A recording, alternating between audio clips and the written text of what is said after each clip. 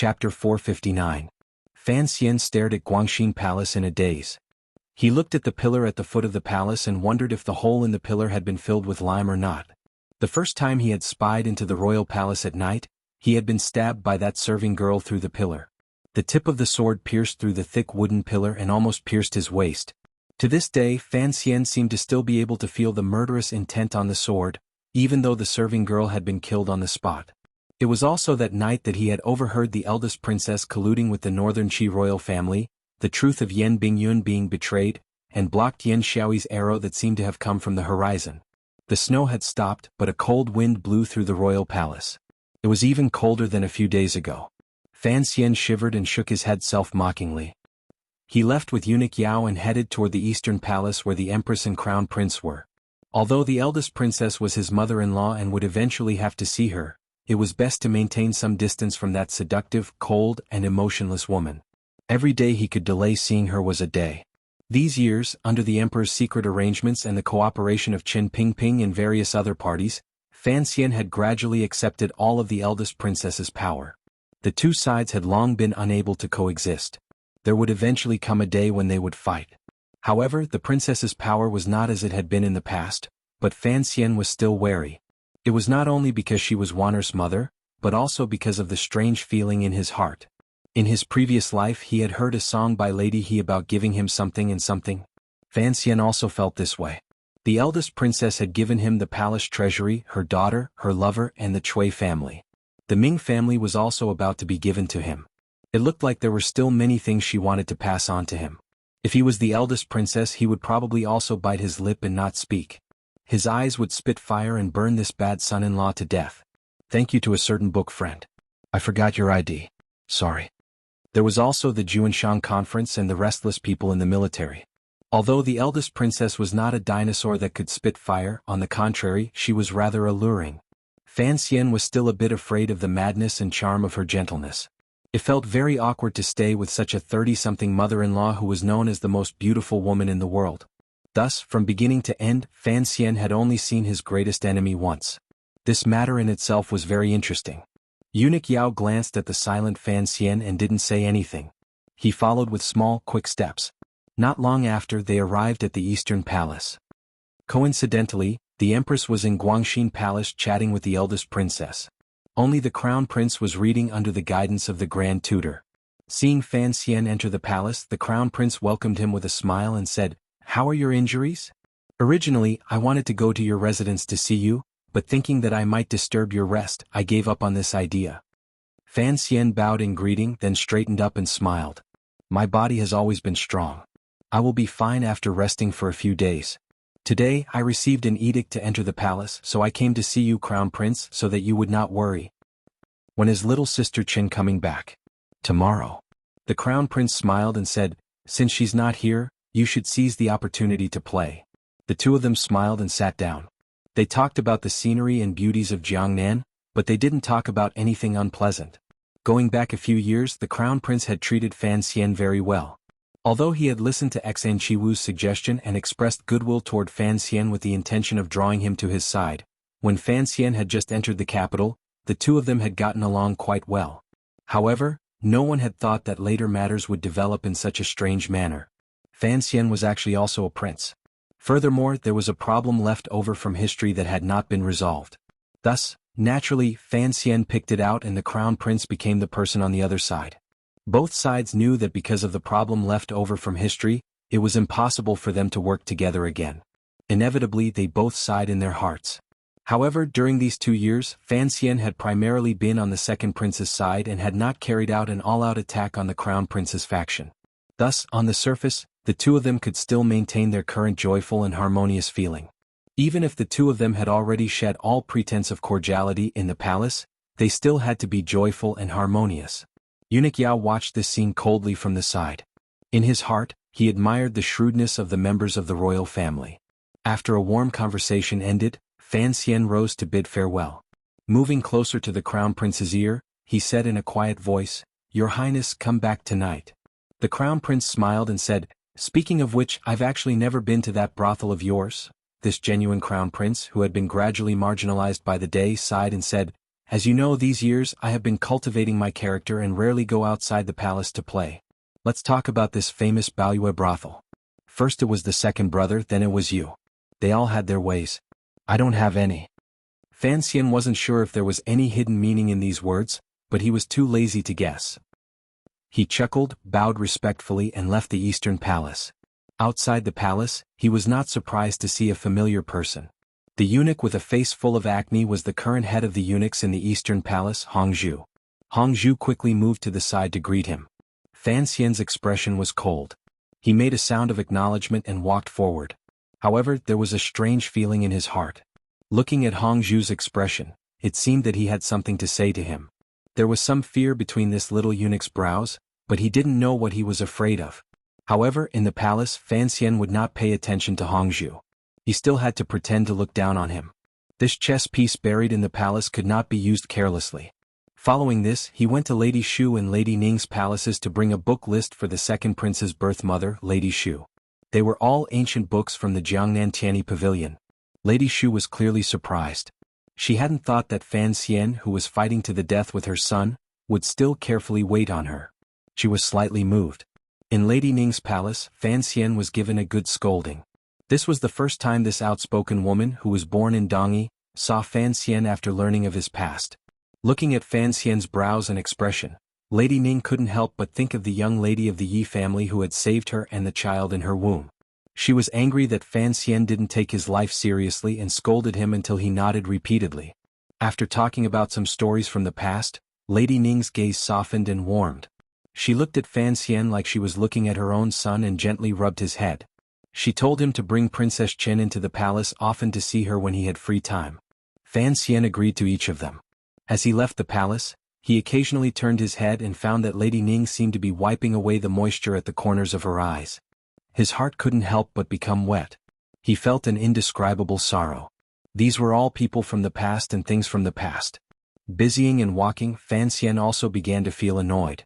It was like entering the palace for the first time to greet the ladies before the wedding. Walking through each palace, the things they said and the things they did were all about the same. The continuous repetition was truly exhausting on both of their minds. Fortunately, Shufang Palace, which he came to last, could be more relaxed. After chasing away eunuch Yao, Fan Xian leaned against the chair like a tired dog. Narrowing his eyes, he sized up the serving girl busily serving him tea. The serving girl's brows were clear and gentle. Her head was lowered the entire time. She was very well behaved. Fan Xian couldn't help but feel moved. As he accepted the tea, he pinched her white wrist. The serving girl glared at Fan Xian. Fan Xian laughed loudly and said, "Xing, the first time I saw you, you were only 13. Now that you've grown up, your temper has also grown." Reclining on the couch, Igui Pin watched Fan Xian and the child mess around. She couldn't resist opening her mouth and saying, "Go mess around outside. Don't come and mess with the people in my palace." Xing'er was the girl who had led Fan Xian around the palace to greet the ladies. Hearing the words of her two mistresses, her face immediately reddened and she ran to the back with small steps. Fan Xian took a sip of tea to moisten his throat. Seriously, he said, "Aunt, I'm about to leave the palace, so I won't talk much with you." Leave the palace? Igui Pin was slightly startled and immediately understood what was going on. A glimmer of worry rose between her brows. "What exactly do you want to do tonight?" Fan Xian was also startled and asked, "You know about this?" Igui Pin covered her mouth and smiled. "Sir Fan Jr. is holding a banquet tonight and inviting those important figures. This matter has long spread. It is the most sensational news in the capital. Although I live in the palace, how could I not know?" Fan Xian forced a smile and said, "It's only been one day, how could there be such a big ruckus? It's just that I haven't been back to the capital for over a year, so it's hard not to invite him." Igui Pin said seriously, "Although there are some things I want to say to you and at least thank you on behalf of the child for this year of discipline, I know your business at night is more important. You should go first." She paused and then said, "Have you invited Hongqing?" Fan Xian shook his head and smiled slightly. "I'll take one to King Jing's manor some other day." Igui Pin nodded. Fan Xian smiled again and said, "I can't leave yet. I've come specifically to pick up the third prince. At this time Master Lu is still teaching him. How can I leave?" Igui Pin paused and said worriedly, "Ping is also going? Brothers, get together. With me here, what are you worried about?" Fan Xian smiled warmly with unspeakable confidence. It was close to the end of the year and the heavy snow suddenly stopped. No one knew when it would start again. Jingdo was cold, but red lanterns hung high in the buildings by the street. Red candles burned brightly, and warm light scattered everywhere. It was as if the valuable bamboo charcoal was free. 3 layers of thick leather curtains hung on the main door of Baoyue brothel. Occasionally a servant would pass by and lift the curtains. Hot air would rush out from inside the building. For a moment the air on this street seemed a bit warmer than other places. There were no pedestrians passing by on the street. The Jingdo government bailiffs and soldiers of the Jingdo garrison stationed there rubbed their frozen hands and looked at the shining building. They didn't say anything, but they were cursing in their hearts. They had to stand guard outside while the nobles in the building could bathe in the spring wind. Of all the restaurants and brothels in the world, probably only Baoyue brothel could be so extravagant. In the past it would not have been like this. However, today was different. Baoyue brothel did not open for business today. Half of the street had been sealed off by the people of the Jingdo government and the Jingdo garrison. This was an order that Baoyue brothel had reported to the government ahead of time. Without any delay, it had been specially approved. The people of the Jingdo government did not have the right to attend this gathering, but he still had to put in effort to set up all the defenses. It was not only him. The other officials in Jingdo also thought the same. Regardless of which faction they belonged to, they all had to serve Baoyue brothel today. Everyone who could be called a master in Jingdo was coming to Baoyue brothel. The Imperial College's Sai Taichung Temple's vice minister, head of the Palace Treasury Transport Department, Overwatch Council's commissioner, inspector of Jiangnan, Sir Fan Jr. was treating today. The dazzling, powerful, and official position that was almost longer than the family tree was treating. Who dared not come? Who dared not come? Although everyone knew that Sir Fan Jr. was a lone official who dared to offend court officials and was willing to offend court officials, the guests today were the Crown Prince, 3 princes, 2 deputies of the Bureau of Military Affairs, and a few powerful figures. If even these people had to give Fan Xian face, then there was no need to mention others. Today Baoyue brothel was crowded with officials. If anyone had the ability to kill all the guests tonight, the Qing kingdom would probably fall into chaos. The Jingdo government and the Jingdo garrison would not be able to control their vigilance. Looking at the tightness of the defense, it was comparable to the layers upon layers of deep palaces. A few high-class sedans arrived in front of Baoyue brothel under the cover of dusk. A few more important figures arrived in carriages. Behind them, a few powerful figures in the military rode in. No one brought too many personal attendants to obstruct Fan Xian's eyes. The few sons and grandsons only brought 2 or 3 tiger guards. These officials were worried about their own safety. Although the attack in the valley had happened recently, everyone knew that Baoyue brothel was the Fan family's property. The great prince arrived. The left and right deputies of the Bureau of Military Affairs arrived. Xian Chiwu arrived. Ren Shaoan arrived.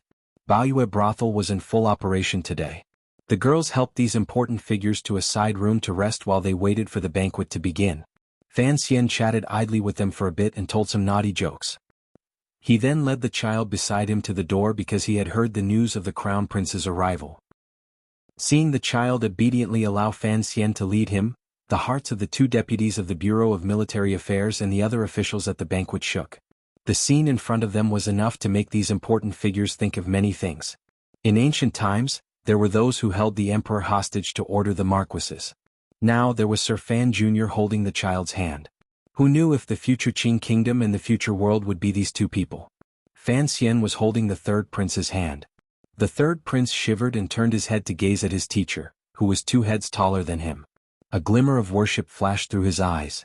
Shortly after, he asked for guidance. "Sir, your injury has not healed yet. Why did you come out to welcome us?" Fan Xian shook his head and gently explained, "The person who has come is the Crown Prince, the heir to the country. His identity is different. Furthermore, he is your elder brother. Regardless of whether you are an official or a brother, you should show some respect." A small sedan arrived in front of Baoyue brothel under the protection of a dozen guards. Fan Xian's eyes were sharp. He saw a few tiger guards with long knives on their backs waiting coldly. Baoyue brothel was holding a banquet today. In order to prevent the people's discussions from flourishing and making the court feel awkward, all of the guests had removed their usual ceremonial guards. Even the Crown Prince, who had just arrived, could be considered to have a light carriage. Fortunately, this was the case.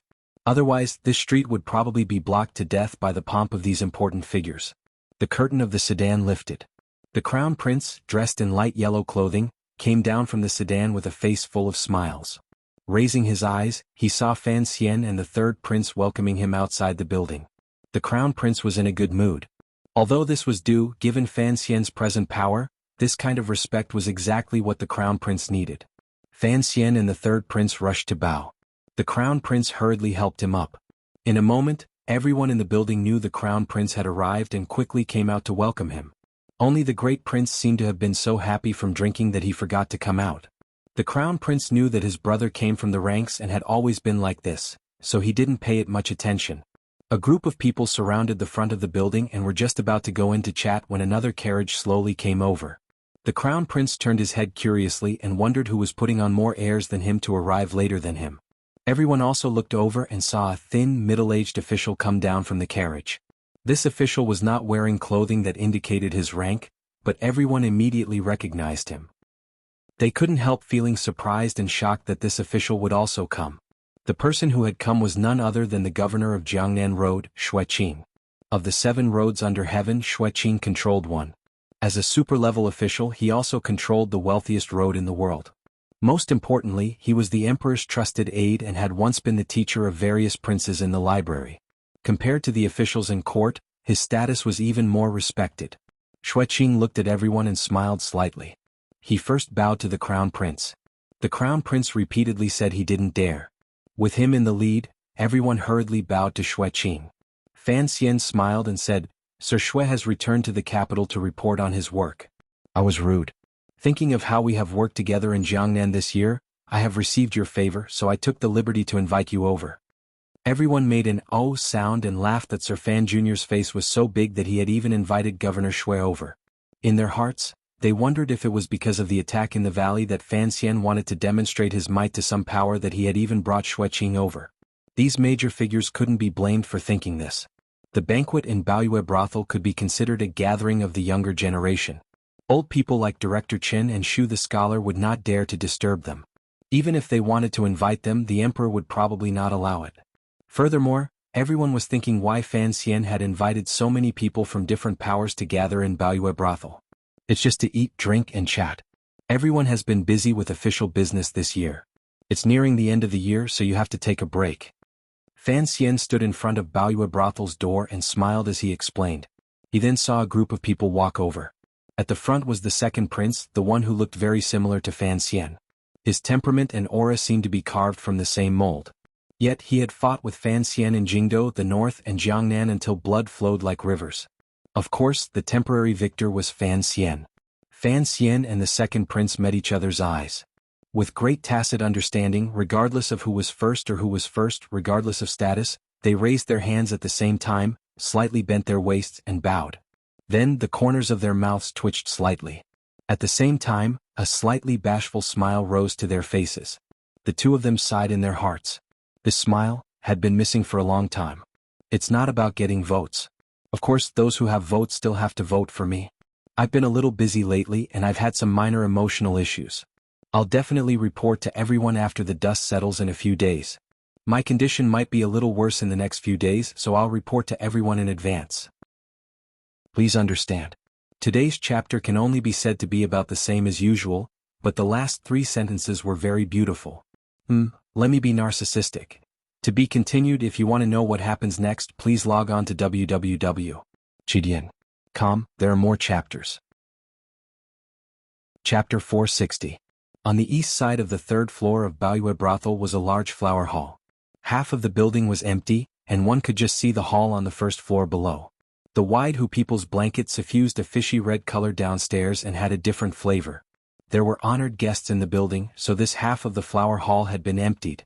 When he entered the flower hall, the second prince's eyes unconsciously glanced toward the door and saw 2 words written in gold paint. He couldn't help but be curious as to what they meant. Hong Men. As the host, Fan Xian smiled calmly as he welcomed everyone into the hall. The flower hall was separated by screens and hanging velvet curtains. Steam rose. As soon as the important figures entered the flower hall, they had their cloaks taken off by the girls beside them, leaving them wearing only unlined clothing. It was enough. There were all kinds of exquisite tea and pastries placed on the table. The plates used were also good things from Jiangnan. The wine was held in the highest quality glass cups. The wine was the most expensive liquor in the world, Wuxia. The girls serving beside him were all outstanding beauties, gentle and silent. Naturally, the crown prince sat in the most honored position. He gazed at Fan Xian and laughingly scolded, "Only you can enjoy such good things. Look at the things here.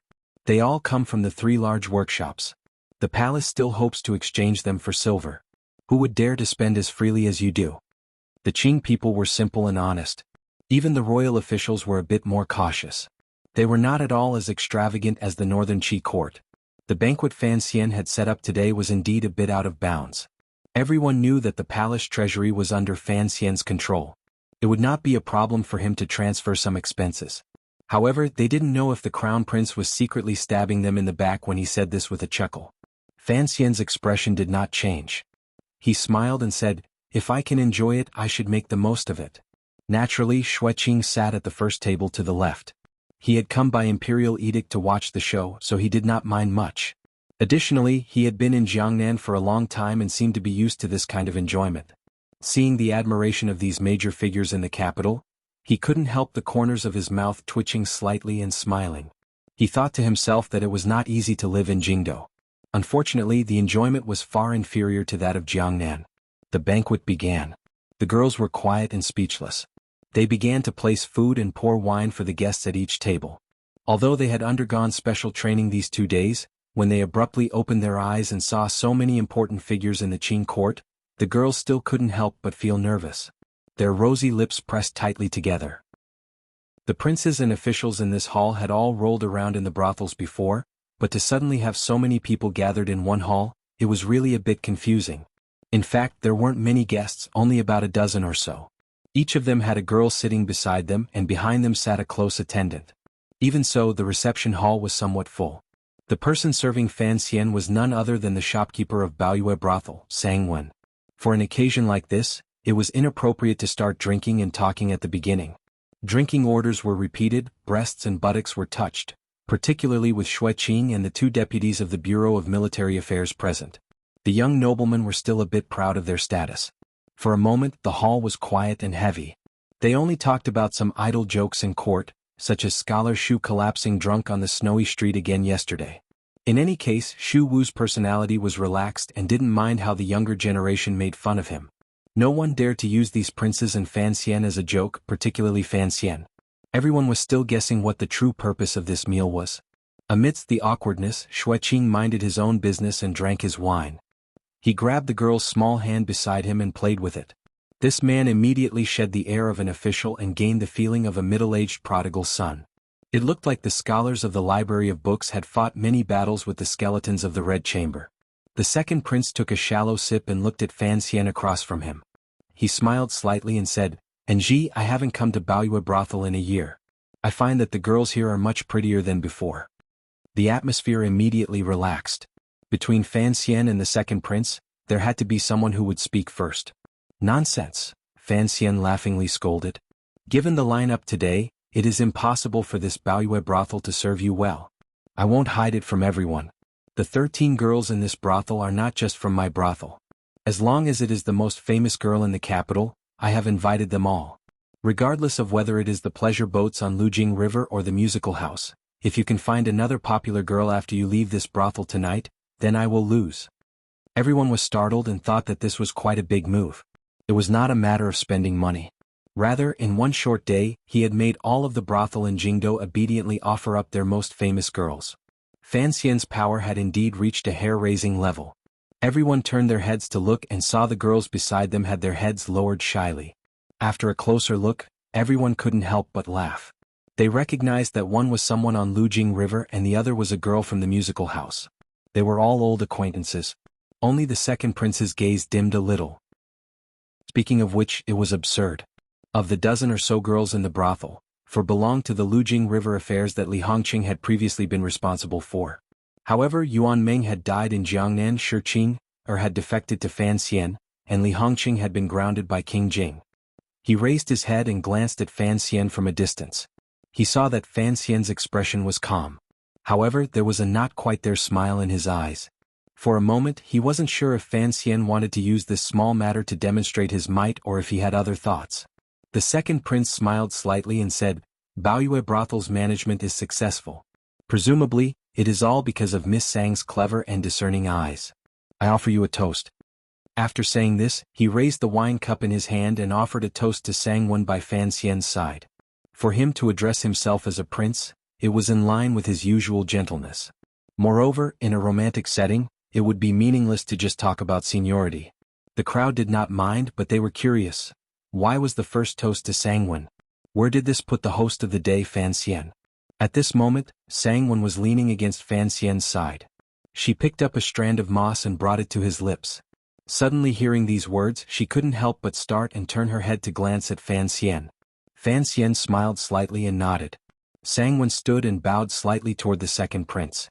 She drained the cup and did not wait for the second prince to say anything.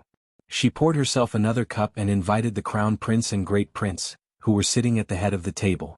The crown prince was a bit strange today. He only cared about teasing the beauty in his arms. The beauty was being coaxed by the heir to the throne of a country. Her entire body had long gone soft. The crown prince looked very pleased and completely ignored the turbulent undercurrents between the second prince and Fan Xian at the banquet. However, the great prince and Sangwon drank a cup and sighed. The second prince's expression did not change. He smiled slightly and said, It is rare for so many friends to be present today. There must be something to liven things up. Ever since Miss Sang became the shopkeeper of Baoyue Brothel, the people of Jingdo no longer have the good fortune to hear such things.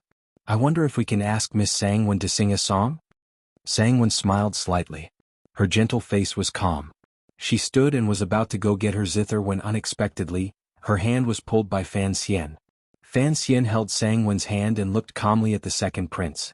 Sangwon doesn't sing anymore. Sangwon was startled and thought, why disturb the banquet over such a small matter? She had been a singer since she was young and had long gotten used to singing at banquets. For a moment, she had forgotten that Fan Xian was someone who was most unwilling to have his own people serve other people. The second prince furrowed his brows. A glimmer of confusion flashed across his handsome face. It was as if he had not thought Fan Xian would be so unyielding. After the banquet began, both sides had been testing each other's attitudes. He also wanted to know what Fan Xian was preparing to do after returning to the capital this time. Unexpectedly, Fan Xian's response was such a killjoy. Fan Xian glanced at the second prince. He thought to himself that he had created this scene today, but his goal was to kill the scene. Sitting below him, the official of Taichang Temple, Ren Xiao, pulled on his sleeve and reminded him to be careful.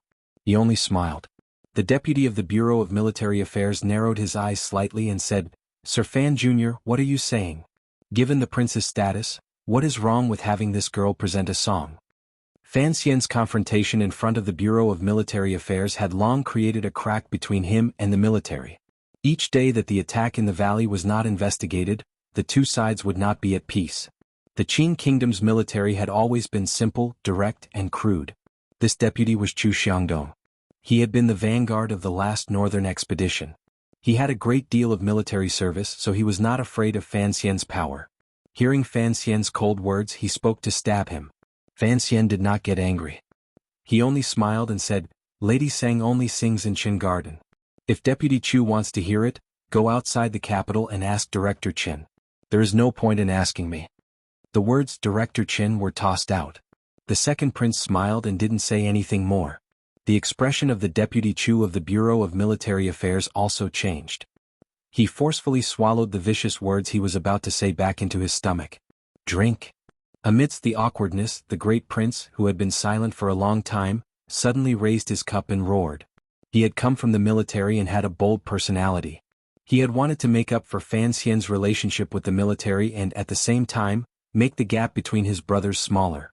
Seeing the strange situation at the banquet, a strange anger surged in his chest. The two deputies of the Bureau of Military Affairs also came from the military. Their boldness was not inferior to others. They furrowed their brows slightly and drained the 3 Liang wine cups in their hands in one gulp. Then they flipped their wrists to demonstrate Fan Xian. Fan Xian smiled slightly and placed the cup to his lips. He slowly tipped it. Although his speed was slow, he did not stop. Like a clear spring entering a lake, the cup was emptied. The crown prince in the first seat helplessly raised his cup to the great prince and said, Big brother, I was drinking. Your loud voice almost scared the wine out of my cup. Everyone laughed loudly. The Crown Prince then smiled at the two deputies of the Bureau of Military Affairs and said, "Don't think about bringing the military style to Baoyue brothel. I know there is some resentment between you and Nji, but this matter has not been thoroughly investigated. Why should there be resentment between officials? Even if there is resentment, don't compete in drinking." He pointed at Fan Xian and smiled at the two deputies of the Bureau of Military Affairs. "Have you forgotten? The year before last, Sir Fan Jr. drank 3,000 cups in one night and made that Marquis of Northern Qi drink like a dead pig. When it comes to alcohol tolerance, Nji is not afraid of you old men in the military." As a member of the Eastern Palace, Xan Chiwu knew what his master wanted to do. He quickly followed along and said, "Generals, I feel that there is no harm in competing in drinking with Sir Fan Jr. After that night, Sir Fan Jr. has not composed poetry. If we can make him write another 300 poems and have the Bangxian's high poetry anthology continue, the Bureau of Military Affairs will have done a great service to the world. I'm afraid even the Emperor will be incomparably happy." After these words were said, everyone agreed. Even Xue Qing became interested. He invited Fan Xian to drink a few cups and then forced the two deputies of the Bureau of Military Affairs to compete in drinking with Fan Xian. After a mouthful of wine, the atmosphere immediately became much livelier. Fan Xian's boldness in drinking also made the two deputies of the Bureau of Military Affairs feel much better. The second prince suddenly smiled and said, "Speaking of Nji not composing poetry after that night, it is truly a great loss to the world. However, I heard that when Nji was in Northern Qi, he had written a small poem for that Northern Qi saint girl. I wonder if this is true. This was the most famous scandal in the world last year. The Northern Qi people were unhappy in their hearts, but the Qing Kingdom people were incomparably happy." Hearing these words, the slightly tipsy figures all began to make a ruckus. They insisted on hearing Fan Xian talk about the specifics of the story. Fan Xian smiled and scolded them. Naturally, he wouldn't go into detail. He casually brushed them off. Out of the corner of his eye, he glanced at the Crown Prince and felt a bit surprised. This Crown Prince was indeed much more promising than he was 2 years ago. However, the real power in the Crown Prince's hands was gradually decreasing. He just watched him and the second prince fight like this. Did he want to reap the benefits? But where did his confidence come from? He wasn't his father. The banquet gradually came to an end. Everyone's spirits gradually rose. The great prince stood and grabbed those people, forcing them to drink. Fan Xian snickered as he watched this scene. He thought that this person had probably been too strictly disciplined by the great princess of Northern Qi in his manner. Now that he finally had a chance to come out and be at ease, he wouldn't let this opportunity go. Fan Xian then looked at the Crown Prince, who seemed to be a bit drunk, while the second prince still maintained a sober expression. He couldn't help but smile slightly and open his mouth to say, "I haven't returned to Jingdo in a year. I rather miss everyone in the capital." His expression suddenly changed. He sighed sadly and said, "It's a pity that before we entered the capital, we were ambushed by bandits. 12 people died under my command. These people were all officials of the Overwatch Council, talents of the court. They worked hard for the court in Jiangnan and finally had the chance to return to Jingdo to reunite with their families. Yet they died tragically 12 li outside of Jingdo. Those women and children who were waiting for their return at home are probably still living in misery at home." He raised the strong wine in his cup and drained it in one gulp. In a low voice he said, "Thinking of this wine? I really can't drink anymore." The flower hall on the 3rd floor of Baoyue brothel suddenly quieted down. They knew that the highlight of the night had finally arrived. In a quiet little alley about 5 li away from Baoyue brothel, a group of black-clothed people suddenly appeared at the mouth and end of the alley, blocking the alley tightly. The leader, Mu Tai, looked at the 3 people in the alley with a heavy expression. Pointing at the leader, he said, "Are you called Yang Gongqing?" The leader's right hand slowly pressed against the bulge at his waist. Coldly he said, "Yes, what advice do you have?" Mu Tai revealed his teeth in a smile. A strange expression flashed across his dark face. "I want to confirm your identity as one of the 8 generals in case you kill the wrong person." He then flashed his body and left. The 2 groups of black-clothed people at the mouth and end of the alley silently charged over. If you want to know what happened next, please log on to www.chidian.com. More chapters. Support the author. Support original reading. Chapter 461. Not only did I cosplay Wu Zhenyu, but I also cosplayed The Godfather, the 60s and 70s, a series of great, beloved ones. P.S. Among the 8 generals there is no Yang surname. I messed it up yesterday, so I made do with it. Thank you for reminding me. Yang Gongqing, one of the 8 generals. 8 generals, 8 generals. It seemed to be a simple description, but when these 3 words were put together, it had a completely different meaning. Everyone knew that this referred to the 8 aces the second prince secretly raised in his manor. These 8 aces always followed by the second prince's side and were one of the second prince's most powerful martial powers. In the battle between Fan Xian and the second prince the year before last, it was these 8 generals who had kept Fan Xian in the tea shop outside Baoyue brothel. Although they did not manage to keep him, they still left a deep impression on Fan Xian. They were indeed 8 aces. Outside the Jingdo government, after the case closely related to Baoyue brothel and Fan Xijia had been tried, Fan Xian had attacked and shattered Xia Bai An's spirit. Because of this, it had caused a problem with the Jinqi in his body. This was the first reason. Beside Yushan Road, in the autumn rain, the killers of the 6th Bureau of the Overwatch Council attacked and silenced him with metal rods. This startled Fan Wujiao and caused him to disregard the second prince's entreaties to stay and float away. This was the second reason. Ever since that small battle that had not been announced to the world, there were only 6 of the second prince's 8 generals left. The second prince was a guest in Baoyue brothel. He was confident that Fan Xian would not dare to do anything to him. In order to appear sincere, he did not bring a single person and sent the remaining 6 generals back. Yang Gongqing was one of them. On such a night when he raised his head and saw nothing but white snow and layers of clouds covered the silver moon, he was blocked by a group of black-clothed men and cut off his path of retreat. The day had been bright and clear. The snow on the eaves of the alley turned into water and dripped down. The alley was cold and damp. As night fell, the water droplets decreased and gradually condensed into icicles. However, there was still a drop of water that gathered at the tip of the icicle, drooping and ready to drip. Yang Gongqing's pupils constricted slightly. With a flip of his hand, he pulled out the sword at his waist. The tip of his foot pushed off the ground and his entire body had already shot up. The icicle broke in the middle with a chi sound, turning into a sharp light that pierced towards the black-clothed man in front of him. Yang Gongqing then stepped on the shoulders of his 2 companions, pointing them towards the 2 black-clothed men who were attacking from both sides. His figure had already risen and was about to reach the top of the alleyway. He knew that this was an ambush that had been premeditated for a long time. The other party had figured out his daily route, which was why they had trapped him in the alley. But he didn't want to die, so he would rather sacrifice his 2 companions, or rather his disciples, and use them as sandbags to block the blade so that he would have time to escape. It was escape, not resistance. At this time Yang Gongqing had long lost his drive. There were not many people who dared to ambush and kill people in the capital, and the only person who had a grudge against the second prince was that person.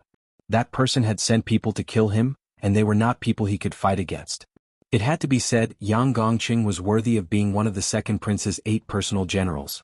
His reaction speed and methods of dealing with the situation were the best of the best. When the black-clothed men below groaned and knocked his disciples to the ground, and at the same time split apart the icicles that carried his true power, he had already swept into the air. He only needed a moment to step onto the alleyway and escape into the night sky. Unfortunately, the assassin did not give him this moment. A crossbow arrow flew over silently, piercing straight towards his chest. Yang Gongqing groaned. With a flick of his wrist he chopped downwards. In the time it took for a spark to fly off a flint, he chopped down the crossbow arrow. But, since the crossbow arrow had shot out, naturally there was more than one. Whoosh whoosh whoosh whoosh. Over 10 crossbow arrows shot out at the same time. He was in midair, how could he block them? Although he relied on his high cultivation to forcefully block a few crossbow arrows aimed at his vitals, he still let a few crossbow arrows that slipped through the net sink deep into his thigh. Yang Gongqing's thigh was in pain and numb. His eyes looked like they were going to pop out. He fell from midair in despair. He only had the time to jump out of the alleyway for a moment. In that moment, he saw 7 crossbowmen standing on the eaves of the houses in the alleyway. They were in different positions, but they blocked the top of the alleyway. There were assassins below and crossbowmen above. It was an inescapable net. How could he escape? While Yang Gongqing was falling, he wanted to shout for help. From the corner of his eyes, he saw that the black-clothed men in the alleyway had also taken out crossbow arrows. An incoming crossbow arrow shot into his mouth. Blood splattered, forcing him to stop shouting. At that moment he thought in despair. Why did the opponent bring so many crossbows to deal with a small fry like him? The crossbow arrows were too concentrated. While he was in midair, his body had already been hit by dozens of crossbow arrows. He looked like a laughable hedgehog. With a paw, Yang Gongqing's body fell into the snowy water, shaking up a puddle of blood. But his cultivation was really high. Even after suffering such a heavy injury, he still did not stop breathing. He knelt on one knee and used his sword to support himself. Looking at the leader of the black-clothed men who was getting closer and closer to him, his eyes revealed a trace of the frenzied savagery of a dying beast. Yes, he was an expert.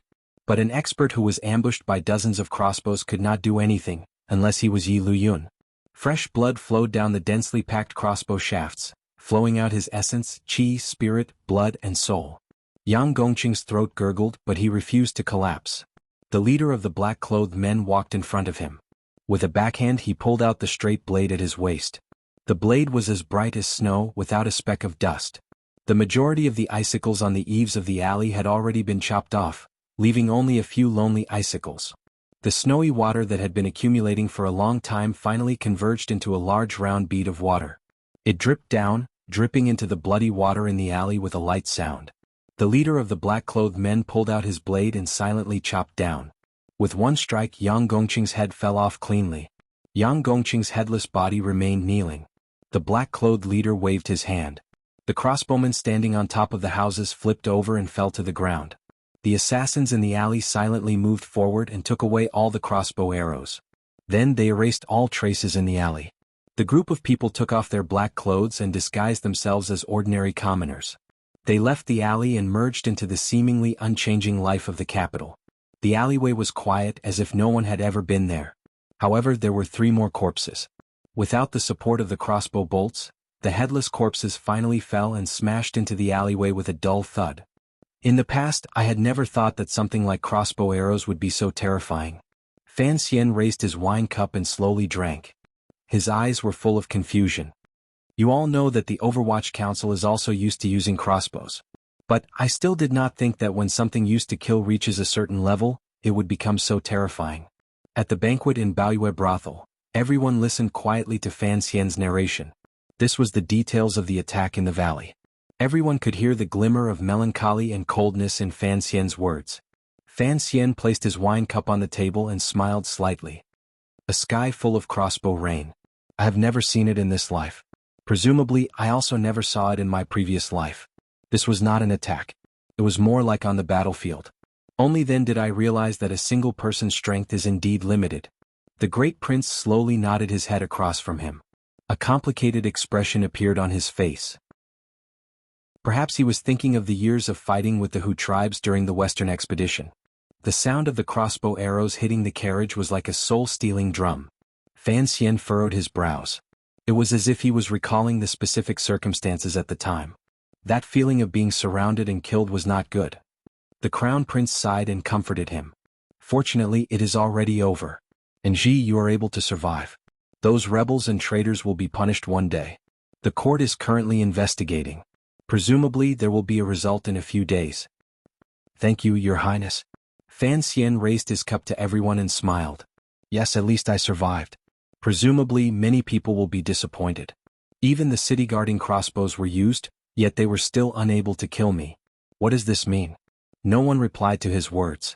The expressions of the 2 deputies of the Bureau of Military Affairs were not good. Without question, the attack in the valley involved the military. Although the court's investigation had not yielded any results, this was already an ironclad fact. When Fan Xian spoke to this point, the military elders could not help but secretly speculate. I am a very confident person. Fan Xian indicated that he had already finished his cup. Fan Xian indicated that he had already finished his cup and smiled. Including the emperor and the director, the elders have all asked me why you are so confident.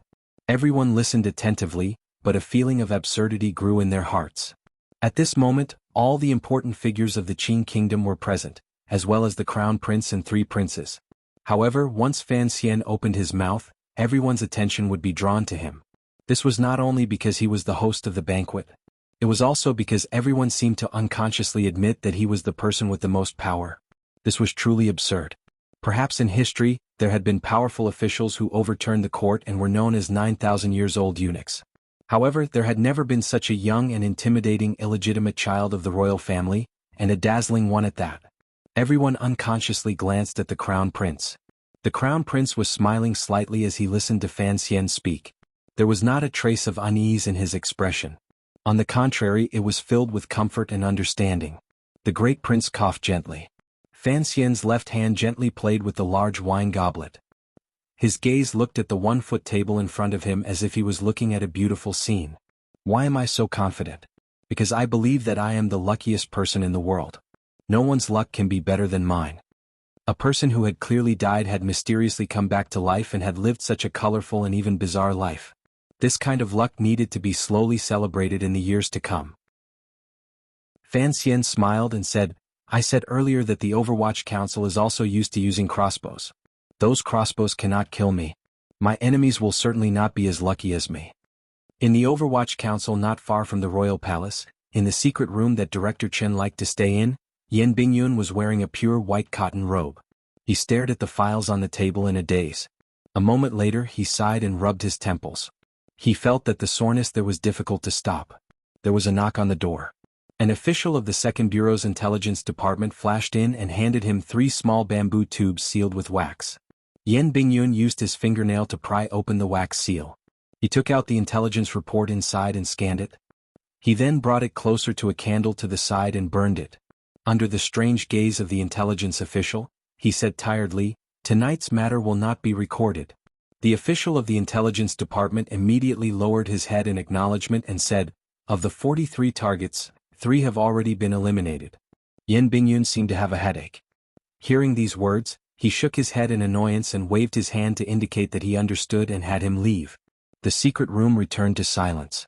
Yan Bingyun looked at the remaining pieces of wax on the table and became lost in thought again. Tonight, Fan Xian was holding a banquet in Baoyue Brothel while the Overwatch Council was in a second-level state. In the darkness of Jingdo, who knew how many people were moving and how many would die? All of this was because of Fan Xian's madness. Tonight's plan had been personally drawn up by Yan Bingyun. Although he had expressed his firm opposition to it in front of Fan Xian, he still had to continue doing what needed to be done. In this plan he had to kill 11 people and capture 32. Of the 11 targets that had to be eliminated first, 6 of them were the Second Prince's 8 generals. This was a crazy act of revenge. 3 of the Second Prince's 8 generals had already died. Given the Overwatch Council's frenzied counterattack, the power of a mere manor could not shake the overall situation. Presumably they would soon receive news of the other people's deaths. Yan Bingyun walked to the window and lifted a corner of the black cloth covering the window. Just like Qin Pingping had done in the past, he looked through the narrow space toward the royal palace not far away. The royal palace was still bright and exuded a holy and lofty aura through the black clothing. He gazed at the royal palace, full of worry, and thought, the emperor wants you to be a lonely official, not a heartless official. To be continued. If you want to know what happens next, please log on to www.chidian.com. More chapters. Support the author. Support original reading. Chapter 462. The night in the capital was always deep, especially in such a cold winter. After nightfall, there were not many pedestrians on the streets. No, it should be said that there were no pedestrians at all. There were no pedestrians, only night walkers. Who knew how many night walkers used the cover of the night to appear under the eaves of the streets and alleys of the capital? They used the nooses, sharp blades, iron drills, chains on the doors, and powder in their arms to wrap around someone's neck, cut someone's throat, tear someone's body, or blind someone's eyes. Blood blinded everyone's eyes. In Purple Bamboo Park, a black rope hung down from the main gate. A person was struggling on the rope, his feet kicking helplessly in the cold wind. The lantern was very dark. Just like the rope, it swayed slowly in the cold wind, casting shadows and faint light randomly on the ground. At the corner of the street, Deng Ziyu's pale face flickered. He looked like a devil in the night. He stared at that person, and after confirming that he was dead, he turned and left. In Geely Lane, inside a brothel, the red waves were rolling. On the bed, the expert with strong muscles suddenly opened his eyes. His white eyes were seeping with blood. The prostitute on his body looked at him coldly. Her legs were wide open, but she tightly gripped his waist. Her posture was obscene and fatal. After an unknown amount of time, the prostitute's delicate white hands slowly moved away from the man's ears. She pulled out 2 extremely thin iron drills. The drills glowed with a faint blue light and a pitch-black color of blood. In Gaoshan Tower, a chaotic sound of pursuit rang out. A person panicked and ran down the tower with a face full of fear. The clothes on his body had already been cut into countless pieces and were dripping with blood. A moment later he was blocked by his pursuers under the tower. The black-clothed man who was chasing him spat out a mouthful of bloody saliva and waved his hand. The black-clothed men rushed up and surrounded the man. Although the man was highly skilled in martial arts and resisted with all his might, he was still like a whale surrounded by a school of sharks. Gradually he was unable to hold on.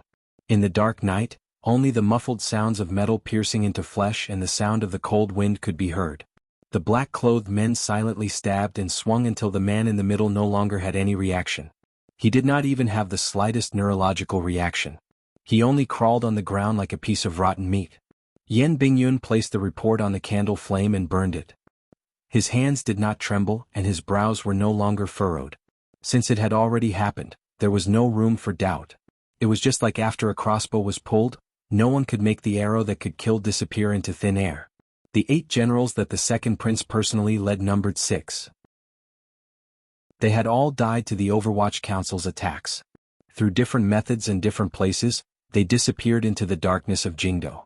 From today onwards, the name of the 8 generals would become a stale name in history. Perhaps, it would not even be qualified to leave a mark in history. Yan Bingyun looked down at the piece of paper on the table and subconsciously pinched the bridge of his nose to clear his mind. According to the plan, it was time to move on to the next step. As for the remaining 5 people to be killed, there were already specialized people to take care of them. The plan was linked to each other. Although it was the Overwatch Council's crazy revenge for the attack in the valley, Yan Bingyun still had to think of a way to control the situation to a certain extent. The second prince's 8 generals were not officials. They were just private generals in the manor. For people like this, as long as the Overwatch Council killed them cleanly and left no evidence, the court would not be able to do anything to Fan Xian. However, those 5 people were different. The officials to be captured next were also different. Although they were unremarkable figures in various departments, they were, after all, paid by the court. What kind of trouble would it cause to capture so many in one night? Yan Bingyun sighed. Through a secret mechanism, he notified his subordinates outside to come in and gave a second order. After giving the order, he habitually walked to the window and gazed into the distance at a corner of the palace wall not far away. He thought to himself that what the director had said was correct. Under the cover of Fan Xian's gentle appearance, there was indeed an element of madness hidden. Presently, only a dozen trusted aides had died in the valley, and Fan Xian had already gone crazy. If it was really as the director said and the day the director passed away, what kind of terrifying person would Fan Xian become? In Baoyue brothel, Fan Xian's expression was very warm and calm. His eyebrows were slightly raised with an indescribable comfort. It was as if he had no idea what was happening in Jingdo at night outside the brothel. He had already finished talking about the attack in the valley. Regardless of whether the officials at the banquet had lingering fears or regrets, they all expressed their condolences to him. Immediately after, he briefly talked about the Jiangnan matter, the Ming family matter, and the palace treasury matter. He then furrowed his brows and said, "Actually, there is something I don't understand. When I was working for the court in Jiangnan, why did there always be people who liked to cause trouble in the capital?" Everyone at the banquet was slightly startled. They wondered to themselves what exactly he was talking about. During the year Fan Xian was far away in Jiangnan, it was impossible to say that there were no people in Jingdo who tripped him up. But if you were talking about tripping him up, one a day for 365 days, which one were you talking about? Was it investigating the Ministry of Revenue? Or was it sending books into the palace? Furthermore, these trippings had long been torn apart by those old fellows. You are completely fine, so why are you here wailing? The crown prince couldn't resist laughing and scolding. Where did all these grievances come from? There are certainly people who are not on your side, but you can't name anyone who is purposely dragging you down. Fan Xian also smiled and shook his head. It's just that I haven't been back to Jingdo this year. I think perhaps many people in Jingdo have already forgotten what kind of personality I have. The second prince was holding a wine cup and carefully tasting it. Hearing these words, for some reason, a chill rose in his heart. Tonight, the crown prince's behavior was too strange, and Fan Xian's attitude was too arrogant. It was arrogant to the point that it did not make sense and did not conform to the rules. It did not benefit him at all. Was it because of the matter in the valley that he was in a hurry? The second prince's brows furrowed together nicely. He thought to himself, we still haven't found out who did it. What is the point of messing around with us here? At this moment, the Baoyue brothel suddenly became lively. Hearing the sound of horse hooves, it seemed that many people were heading this way. The crown prince, who was sitting at the head, furrowed his brows and said unhappily, "Who dares to make a ruckus here?" Everyone at the table furrowed their brows and looked out the window. It seemed that someone wanted to enter Baoyue brothel and had already successfully passed through the Jingdo garrison and Jingdo government bailiff's double line of defense. However, they were stopped outside the building by the people of Baoyue brothel. Fan Xian glanced at Sangwon. Sangwon understood and lifted the velvet curtain to flash past the side of the screen. In a moment, following a wave of hurried footsteps, Sangwon brought 5 people up the stairs. These 5 people were all wearing official robes, presumably officials of the imperial court. However, today was not a place to discuss important matters of the imperial court, but a place of pleasure. Everyone at the banquet recognized some of them as their trusted aides and couldn't help but be startled. They wondered what kind of game they were playing. Why would they come looking for them so openly? Could it be that something big had happened in the capital? The 5 officials met each other's eyes. They could all see the unease, fear, and panic in each other's hearts. Without caring about anything else, they first apologized to the nobles at the banquet and then glanced fearfully at Fan Xian. They bowed to Fan Xian and, without avoiding gossip, went to the banquet to find the person they were looking for and moved close to his ear to speak. Fan Xian smiled slightly as he watched this scene. He raised his wine cup and toasted Ren Xiaoan, who was beside the crown prince and the great prince. The great prince's imperial army system was clearly limited to the forbidden areas of the palace. His reaction was a bit slow. However, the crown prince seemed to have guessed something. Today he had purposely cut off his own eyes and ears. He had only come to Baoyue brothel to get drunk. The great prince looked at the tense situation around him and furrowed his brows as he glanced at Fan Xian. It was as if he was questioning him. Fan Xian shook his head to indicate that he didn't know what had happened.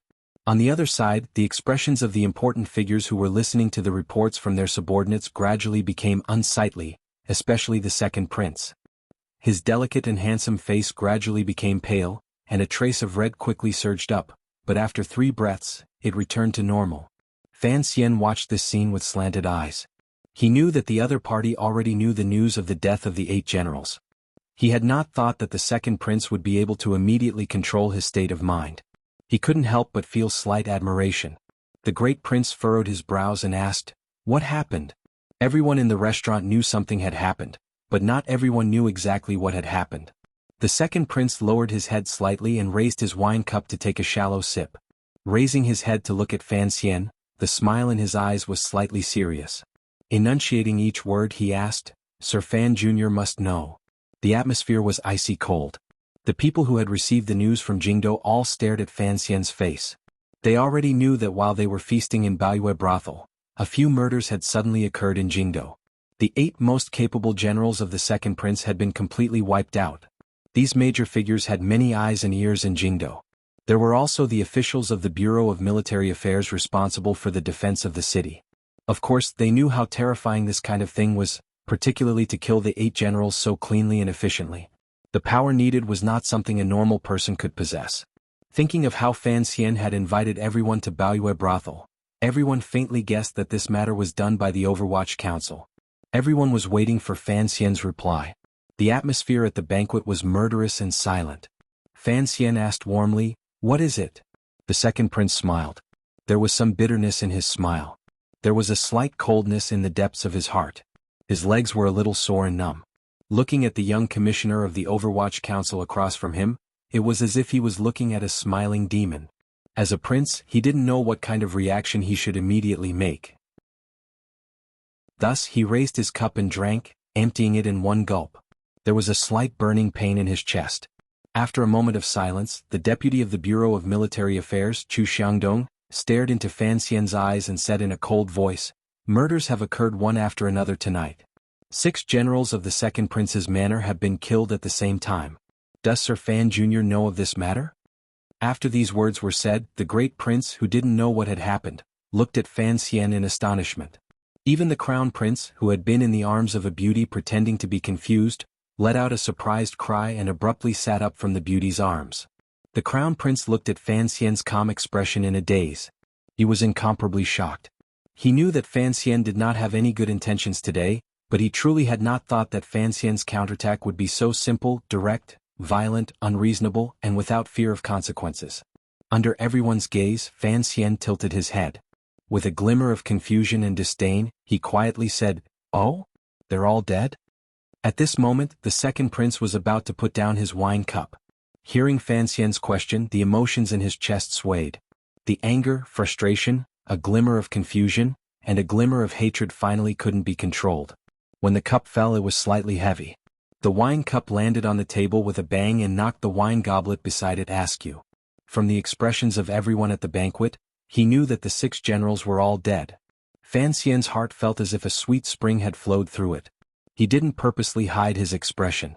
Smiling slightly, he said, "How can the second prince's family generals ask me? I've always heard that the second prince's family generals walk very arrogantly in Jingdo. Perhaps they have offended someone they can't afford to offend." This was the first time he had referred to himself as an official since the banquet began. As for who in Jingdo the 8 generals had offended but couldn't afford to offend, it was clear that person's surname was Fan. The banquet was silent. The second prince stared at Fan Xian's face in a daze and suddenly smiled. He knew that regardless of whether or not Fan Xian had done this, for the Overwatch Council to have the ability to completely wipe out his martial power in such a short time at the banquet, the Overwatch Council's power was not something he, a prince, could face head-on. He raised his cup to Fan Xian and said sincerely, "Commissioner, good methods, good courage." Fan Xian raised his cup in greeting and said comfortingly, "Your Highness, my condolences. The dead don't go, the living don't come. Metabolism is always like this." The deputy of the Bureau of Military Affairs looked at the 2 seemingly similar princes in front of him. An absurd feeling involuntarily rose in the depths of his heart. Looking at it now, the second prince was far from being a match for Fan Xian. However, in terms of title, Fan Xian was, after all, an official. Where did he get such audacity from? Chu Xiangdong suddenly felt that he was old and timid, but he still couldn't resist opening his mouth to ask Fan Xian, "Sir Fan Jr., you should know about the Overwatch Council moving out everywhere tonight and capturing dozens of court officials, right?" Fan Xian carefully placed the wine cup back on the table with both hands. He raised his head and said, "I am the Commissioner of the Overwatch Council and the head of the First Bureau. By imperial order, I oversee the governance of Jingdo. If I don't nod, who dares to capture those vermin?" I had wanted to continue describing the conversation and killing in detail, using the inside and outside of the building as a comparison. Hymns rang out, snowflakes fell. Were there any pigeons? Suddenly, I didn't want to write like that because it was too slow. This paragraph would take 60 to 70,000 words, so I changed it. I felt a bit helpless, but I was actually quite interested. There was another important point. Don't think of this matter as too exciting just because of the excitement of killing. In a hierarchical society, a society of slave masters and slaves, if it were to evolve into a war between slave masters, this bit of blood right now would not be enough. Someone nodded. Someone was doing something. Violence was killing people. Yes, the situation in Jingdo was like that. Fan Xian was actually like the old Qin master. He also liked to be simple, direct, and crude. He needed this kind of atmosphere. Although he was confident, he was not as perversely confident as the emperor. To be continued. If you want to know what happened next, please log on to www.chidian.com. More chapters. Support the author. Support original reading. Chapter 463. In this world there were no officials who were not greedy. The only thing that mattered was whether one was greedy or greedy. The court was full of vermin, and the only thing that mattered was whether the vermin was fat or thin. If it wasn't so, why would there suddenly be a strange department called the Overwatch Council in the Qin court? Just as Fan Xian had discovered during the rectification in the First Bureau, the Overwatch Council was also made up of people. Where there were people, there would be officialdom. It was impossible for the Overwatch Council to remain so cold and strict for the rest of its life. Furthermore, the Overwatch Council was not an immortal. It could not control anything above the 3rd level. If the emperor did not issue an edict, it could not control military matters. Even if Qin Pingping and Fan Xian worked together, the Overwatch Council would not be able to change much of the current situation. In the end, the Overwatch Council was not investigating corrupt officials. It was only following the emperor's wishes to clean up the government from time to time, quell the people's anger, and make some space to maintain its rule. If it really wanted to investigate, how long would it take for the beauties in Qin Pingping's garden and the money Fan Xian had scooped up in the palace treasury to spit out? Let alone the emperor sitting in the royal palace. The emperor did not need to be greedy. He was the most greedy person in the world. If he was greedy for the entire world, what could the Overwatch Council do? It was precisely because everyone was greedy that when the Overwatch Council wanted to do something because of Fan Xian's madness, it seemed to come naturally and naturally. In this dark night, the entire first bureau of the Overwatch Council moved out and headed toward the mansions in the alleys and street corners. They captured countless lower-level officials who had close ties to the second prince and Xinjiang. Naturally, they could not touch anyone above the third level, but these lower-level officials were the ones the court truly needed to rely on. Everyone in Baoyue Brothel already knew of the Overwatch Council's earlier actions. They had also received Fan Xian's personal confirmation. They couldn't help but show shocked expressions on their faces. The deputy of the Bureau of Military Affairs, Chu Xiangdong, fell silent. He looked deeply at Fan Xian and didn't say anything more. Although the news tonight was not clear, it could be seen that the Overwatch Council's first target was still Xinjiang and the second prince's faction. They did not have deep connections with the military. Although he didn't understand why Fan Xian would suddenly use such a low-level method, the Overwatch Council's actions and Fan Xian's ruthlessness already made him feel a glimmer of fear. The beauty in the building was in his arms, killing and arresting people outside the building. Even if there was snow, how could it completely cover up the smell of blood? Not everyone sank into silence because of this sudden news. After the 5 reporting officials carefully retreated behind the screen, the Great Prince looked at Fan Xian with a heavy expression and asked, "Why?" The conflict between the Overwatch Council and the Xinjiang faction had been going on for a long time. It began 6 years ago with the dispute over the palace treasury. It was buried in the second prince's attempt to assassinate Fan Xian on Yolan Street under the pretext of a banquet. It was also because of the story of that autumn in the Baoyue brothel where everyone was sitting. That autumn, Fan Xian took over the Baoyue house, killed Xia Baiyan and plotted against the capital government. He ruined the reputation of the second prince and Li Hongqing, the son of King Jing. He also made the Cui family in the north look like traitors. In the year after autumn, Fan Xian went to the Ming family in Jiangnan, collected the palace treasury and killed Chang Kuan in Jiaozhou. In everyone's eyes, Fan Xian's revenge against the second prince and the Xinjiang faction was already severe enough, and he had reaped enough benefits. There was no reason for him to act so tyrannically again tonight. Fan Xian was silent for a moment and then calmly said, "Why? Because I am under orders to investigate the governance of officials." The banquet was silent. The crown prince sat high up and did not look at Fan Xian. Instead, he looked at the second prince's expression with a difficult-to-read expression. The great prince shook his head and sighed. "There is no peace in Jingdo for more than 2 days. Why can't you all calm down a bit?" Fan Xian knew the great prince was speaking from the bottom of his heart. This current commander of the imperial army had been on good terms with the second prince since childhood. Because of Lady Ning and Wanner, he was now standing on his side. Placed in this situation, it was difficult to avoid being in a difficult position. Hearing these words, he couldn't resist sighing. "Peace? I haven't returned to the capital for a year. It looks like Jingdo has been peaceful for a whole year. Perhaps I am truly a star of misfortune. No wonder no one was willing to let me have peace in the valley outside Jingdo." The banquet was silent again. All the important figures faintly understood that this was Fan Xian finding a scene for the valley matter. However, this scene was a bit too big and absurd. There are many things in this world that are absurd. Fan Xian seemed to know what these important figures were thinking and said self-mockingly, "Just like the matter of me being assassinated in the valley. The court has been investigating, but because there is no evidence, they have never been able to come up with an explanation." He slowly said, "Who will pay attention to my subordinate?" As I said before, when my coachman was shot by the first arrow, I wanted to snatch him back into the carriage, but he stood up and blocked the arrow for me. I often ask myself, if I can't find any evidence, what can I do for him? The Jiangnan governor, Xue Qin, glanced meaningfully at Fan Xian. The crown prince slowly said, "Naturally, the court will investigate." This was the 3rd time he had said these words tonight.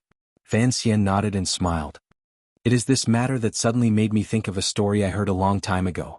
Once upon a time in the forest there was a little white rabbit. It happily left the door early in the morning.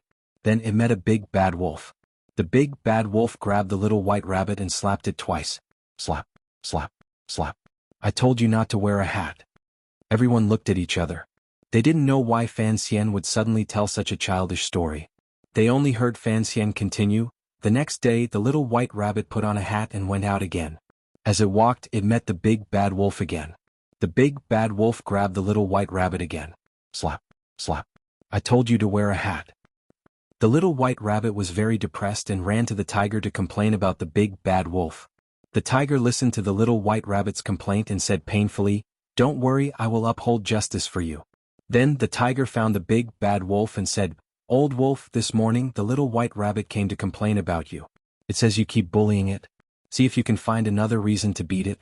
For example, you can say, 'Rabbit, go find me a piece of meat.' If it finds a fat one, you can say you want a thin one. If it finds a thin one, you can say you want a fat one. That way you can beat it again. Otherwise, you can have it help you find a female rabbit. If it finds a plump one, you can say you like a slim one. If it finds a slim one, you can say you like a plump one." Fan Xian told the story very seriously, but the words he used were childish and absurd. However, everyone at the table revealed thoughtful expressions, including the Crown Prince and Xueqing. They faintly understood who the tiger was referring to, but no one dared to show their expressions. Fan Xian drank a mouthful of wine and said seriously, after the old wolf heard this, he was very happy and repeatedly praised the tiger for being smart. However, their conversation was heard by the little white rabbit weeding outside the house. Very coincidental? However, stories cannot be written without coincidences. Continue. Fan Xian smiled coldly. On the third day, the little white rabbit went out again and met the big bad wolf again. The big bad wolf said, "Rabbit, go find me a piece of meat." The little white rabbit said, "Do you want a fat one or a thin one?" The big bad wolf furrowed his brows and smiled.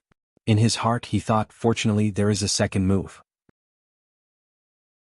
"Never mind, I don't want meat. Go find me a female rabbit." The little white rabbit said, "Do you like a plump one or a slim one?" Fan Xian furrowed his brows tightly and shook his head. Meeting such a cunning rabbit, what do you think we should do? Everyone at the table also began to wonder what the big bad wolf would do next. They couldn't help but be curious as to what Fan Xian would say next. Fan Xian pressed his slightly dry lips together and smiled. The big bad wolf paused for a moment. He slapped the little white rabbit twice and scolded, "I told you not to wear a hat. I told you not to wear a hat." The most unreasonable, shameless, senseless, and nonsensical reason in the world was the most adequate reason. In other words, there was no need for a reason. What mattered was whose fist was bigger. Fan Xian finally said seriously, "I don't want to continue being a little white rabbit. I want to be a big bad wolf." This was a joke he had heard in his previous life. Speaking of it tonight, it was heavy. Everyone at the table should have roared with laughter, but at this moment no one laughed. Everyone sighed in their hearts. The matter of the attack on Fan Xian in the valley would probably never be investigated clearly. Tonight, the Overwatch Council assassinating the 8 generals, in a situation where there was no evidence and Fan Xian did not admit to it, would never be investigated clearly. The matters of the world were like this. Since they could not find sufficient reasons for their natural enmity, then what need was there to find reasons? The field of power was like a wild mountain, where wolves chased rabbits and tigers watched from the side. It was natural. Although the banquet was not broken, these major figures had long lost the will to continue. The officialdom of Jingdo had already been unable to calm down. Tonight it was even more embarrassing. Although the Overwatch Council was using the night to act and presumably would not disturb too many Jingdo people, these major figures still rushed back to their manors and yamens to deal with the aftermath. At the same time, they were mentally and officially preparing to welcome the new situation. Fan Xian walked Xueqing to the door. Before Xueqing left, he turned his head and smiled warmly. "Wolves are social animals. Don't turn yourself into a lone wolf. That is always dangerous." Fan Xian's heart warmed slightly. He bowed in thanks. Xueqing was silent for a moment. He then said, "Although the emperor has nodded his head, you still have to watch your limits, particularly the court's face." Fan Xian once again agreed. After the carriages of the few important figures slowly left the Baoyu brothel, the crown prince stretched lazily and walked down with the beauty in his arms. There were already servants by his side who draped the expensive fur coat over his body. The crown prince glanced at Fan Xian and smiled. Tonight's show was quite entertaining. The crown prince sent away the woman beside him and the idlers around them. Looking at Fan Xian calmly, he said, "Speaking of which, that autumn a year ago when I saw the first half of the show you and second brother acted out, I also thought it was entertaining. Thinking about it carefully, there was nothing between you and me." Fan Xian froze slightly. He didn't know what this crown prince, who was acting very differently than usual, meant.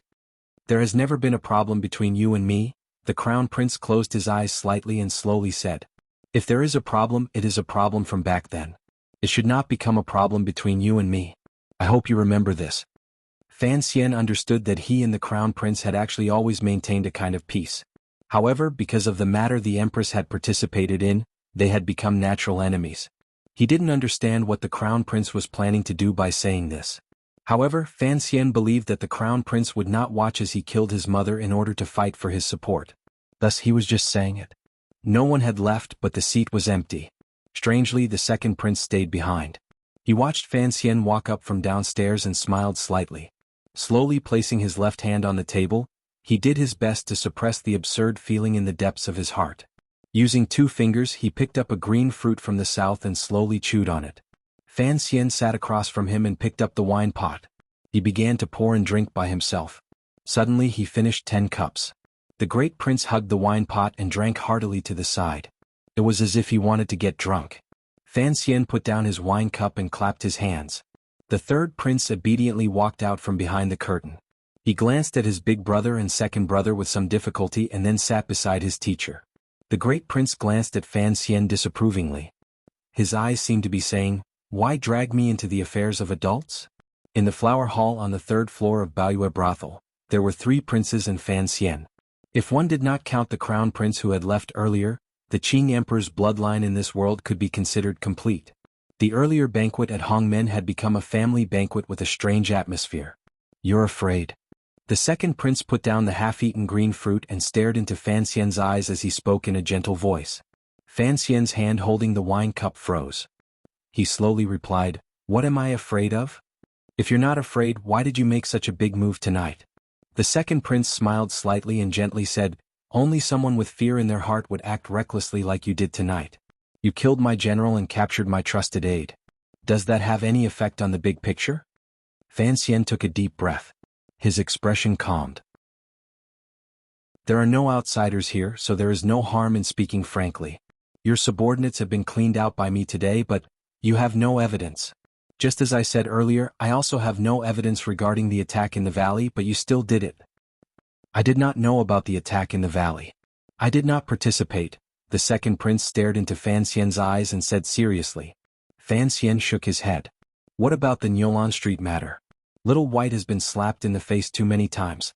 I admit that I still don't know who did it in the valley, but that doesn't stop me from taking action." He lowered his head and said, "There were enemies on all sides. Since I didn't know which enemy did it, of course I had to release random arrows. If I occasionally hit the person in question, it would be an advantage for me. If I hit someone else, I would not lose out. It would be an advantage." Nyolan Street. A glimmer of bitterness flashed through the smile on the second prince's thin lips. An incident from a few years ago. Thinking about it, it was just this one incident, yet you still remember it to this day. Fan Xian raised his head and calmly said, "I am a very vengeful person. As you know, this matter has little to do with vengeance. As long as you don't stop, I will continue to do it without rest." There were no officials present or the crown prince present. Fan Xian and the second prince, a pair of young nobles with similar temperaments, spoke in a very direct and straightforward manner. They were both meticulous people and knew that there was no need for too many words to hide between them. The second prince glanced deeply at the third prince beside Fan Xian and suddenly said, "Sometimes I feel that life is not fair. Putting aside the Cui family and the Ming family matters, just in this palace, my beloved sister has married you as your wife, and my 2 brothers, who have been friendly with me since childhood, are now standing on your side." The second prince raised his head. There was a glimmer of hidden anger on his handsome face. "If my ability is not as good as yours, then so be it. However, this is only because of some absurd reasons and stories from a previous life that created the current situation. If Father was willing to give the Overwatch Council to me, would I do worse than you? If Father was willing to give the palace treasury to me, would I not have the ability to make the treasury more abundant? Neither you nor I know how to repair the dikes. You and I can only pay silver. And G, don't you think this is very unfair? After all, I am the true prince." Fan Xian was silent for a long time. He knew that his strange and varied life in the Qing kingdom and the abnormal power he was able to obtain now were all because of that woman's legacy. Of course, that woman had also brought him countless troubles and dangers. What the second prince said was not completely without reason. If he and Fan Xian had switched places, he might not have done better. It was not that the second prince did not have the ability. It was that he had never had the stage to display his ability. He slowly said, "There is no such thing as if in this world." "Correct. That is why you now have the Overwatch Council in your left hand and the palace treasury in your right," the second prince said with slight mockery. "Presumably only your mother once had such great power. So, you are now beginning to be afraid." Fan Xian's expression froze again. The second prince calmly said, "Have you thought about the future? Who exactly are you working hard for today?" His gaze shifted slightly and glanced at the third prince. He smiled and said, "None of the sons of the royal family are easy to deal with. You yourself are one of them.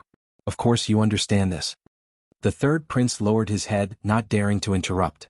Fan Xian knew that the second prince was not speaking alarmist words. He just had his own plans and plans.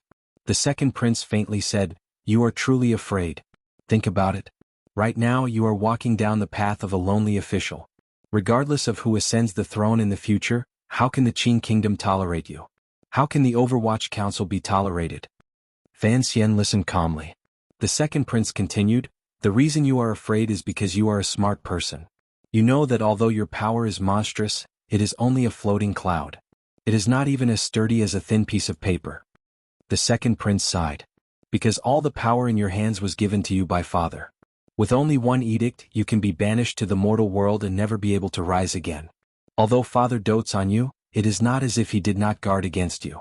These years he has allowed you to do whatever you want, but he will not let you touch the military. I think I do not need to remind you of the deeper meaning behind this." In the end, the second prince concluded, "It is because you are afraid that you want to reduce your own power." The great prince drank a mouthful of wine and looked coldly at his two brothers talking like two fighting cocks. Fan Xian was silent for a long time and did not respond to the second prince's words. He only quietly said, "Power has always been a floating cloud. When has there ever been an undefeated general or an undestroyed clan? Your Highness is a prince. Your heart is with the world, but I am only an official. I have to protect myself and the well-being of my clan." The second prince cut off his words and coldly said, "I know that you, as a dignified immortal of poetry, have never been proud of the royal bloodline. On the contrary, you purposely avoided this point. Ask yourself honestly. If it were not for the royal bloodline that you loathe, how could you have lived until today and lived so gloriously?" Two of the four brothers were silent. Two faced each other. "Let go," the second prince said sincerely. The second prince said sincerely, "Your power is actually all illusory. You don't dare to kill me, so you can only watch as each day passes while you are in greater danger each day. Since you have already sensed this, why don't you just let go more completely? Given your reputation in the world, you are Wan'er's husband, you are Father's son, you are an honored guest of Northern Qi. Who would make things difficult for you? Who would dare to take unnecessary risks to make things difficult for you? Ling has said that you love to travel the world, so why are you still limited to this dangerous Jingdo and unable to free yourself?" Fan Xian's brows gradually furrowed. His fingers slowly gripped the wine cup and said, "Your Highness, I said earlier, my thoughts are the same as yours." He raised his head. His expression brightened. Looking at the second prince, he calmly said, "A year ago in the tea shop outside this brothel, if you don't let go, I will beat you until you let go. Reality has proven that the present me has this power. You can no longer see the 8 generals in the tea shop. This is sufficient proof." Hearing the words tea shop, the second prince's expression immediately froze. He thought of the conversation he had with Fan Xian in the tea shop outside Baoyue brothel a year ago in the autumn. At that time, the conversation had taken place between a prince and an official. After a year had passed, Fan Xian's power had expanded like a balloon. Most importantly, the two people's true identities had gradually become the same. "Why should I let go?" the second prince asked somewhat nervously and self-mockingly. "Your Highness has been poisoned by the eldest princess. I will help you cure it." Fan Xian did not retreat. Coldly he said, "My words from before still stand. When your Highness maintains a distance from the eldest princess and truly lets go, I promise you, a lifetime of peace." "Based on what?" The second prince looked seriously into Fan Xian's eyes. "Just based on the Overwatch Council and silver?" Fan Xian shook his head and said, "Not based on what? It is just that I owe the imperial concubine a favor and won her a promise. Your Highness should know what happened tonight. I am going to empty your Highness's personal power and beat you out of this pool of rotten water." Once the second prince thought of the great loss he had suffered tonight, he finally could no longer suppress the chill in his heart. Sinisterly he said, "Why me? I am not father's only son. You too. I don't have a glimmer of ambition. I am just an official, Fan Xian said.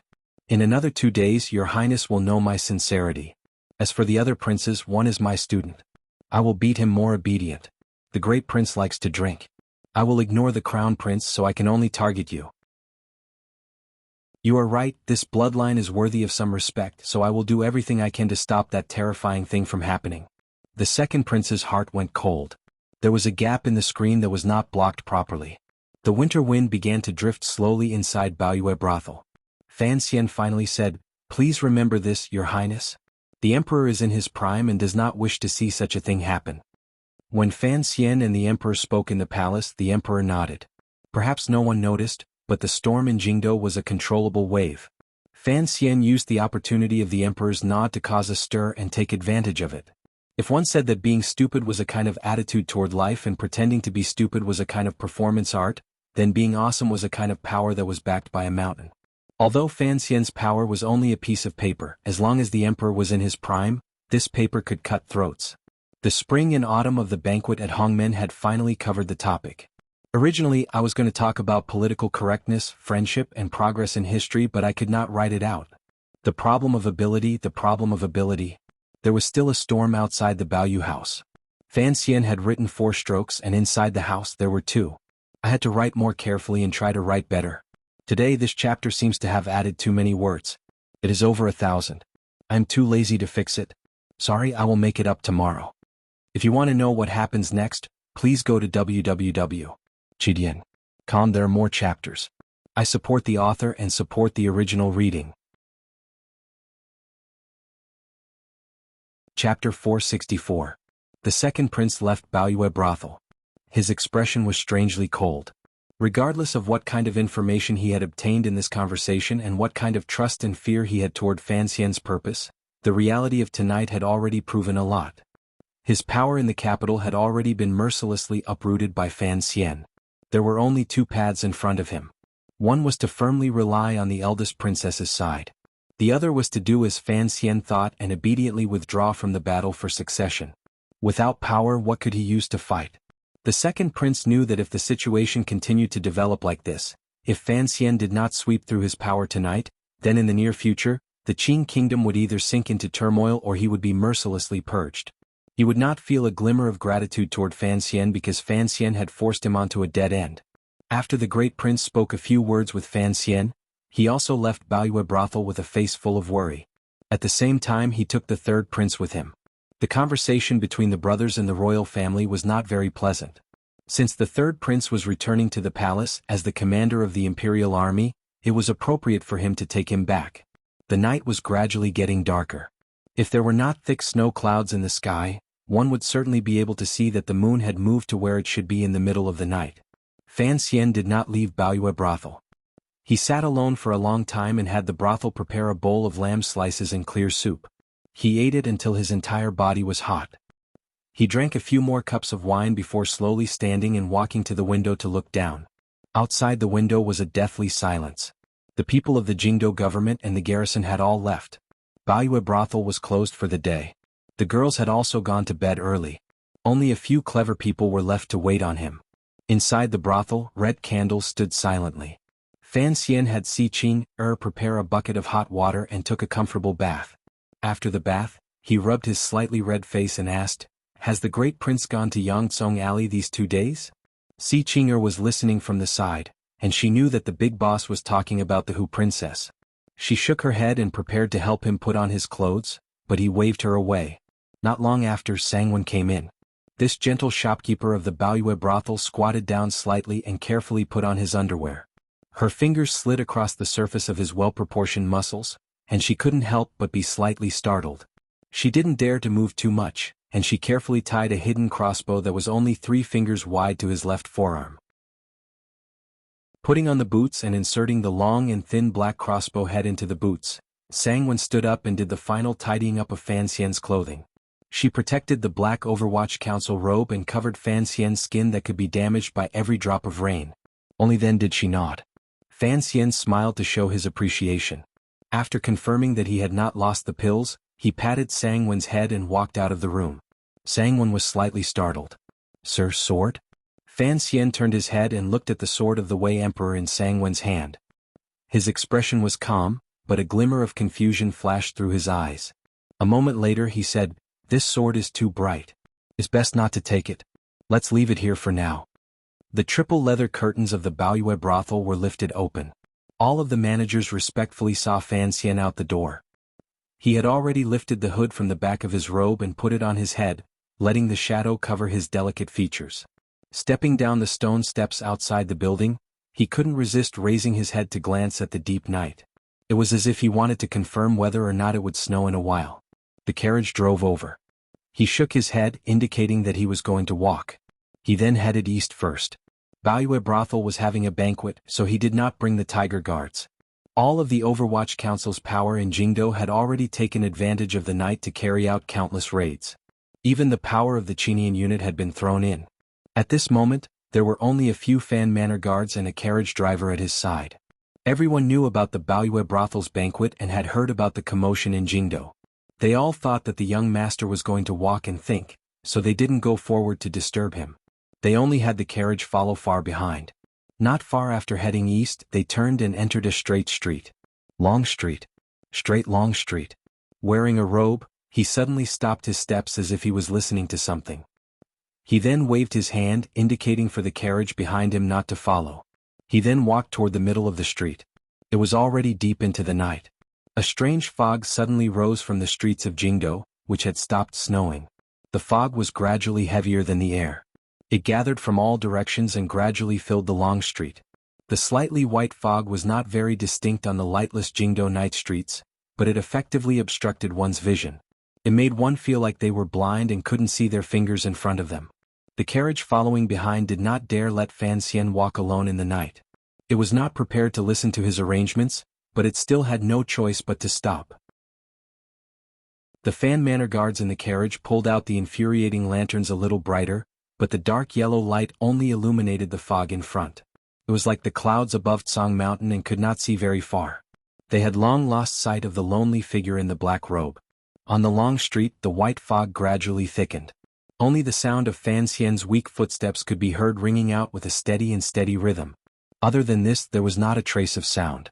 It was as if there were no living creatures on the street. Tonight, it seemed that the people the Overwatch Council wanted to kill had already been killed.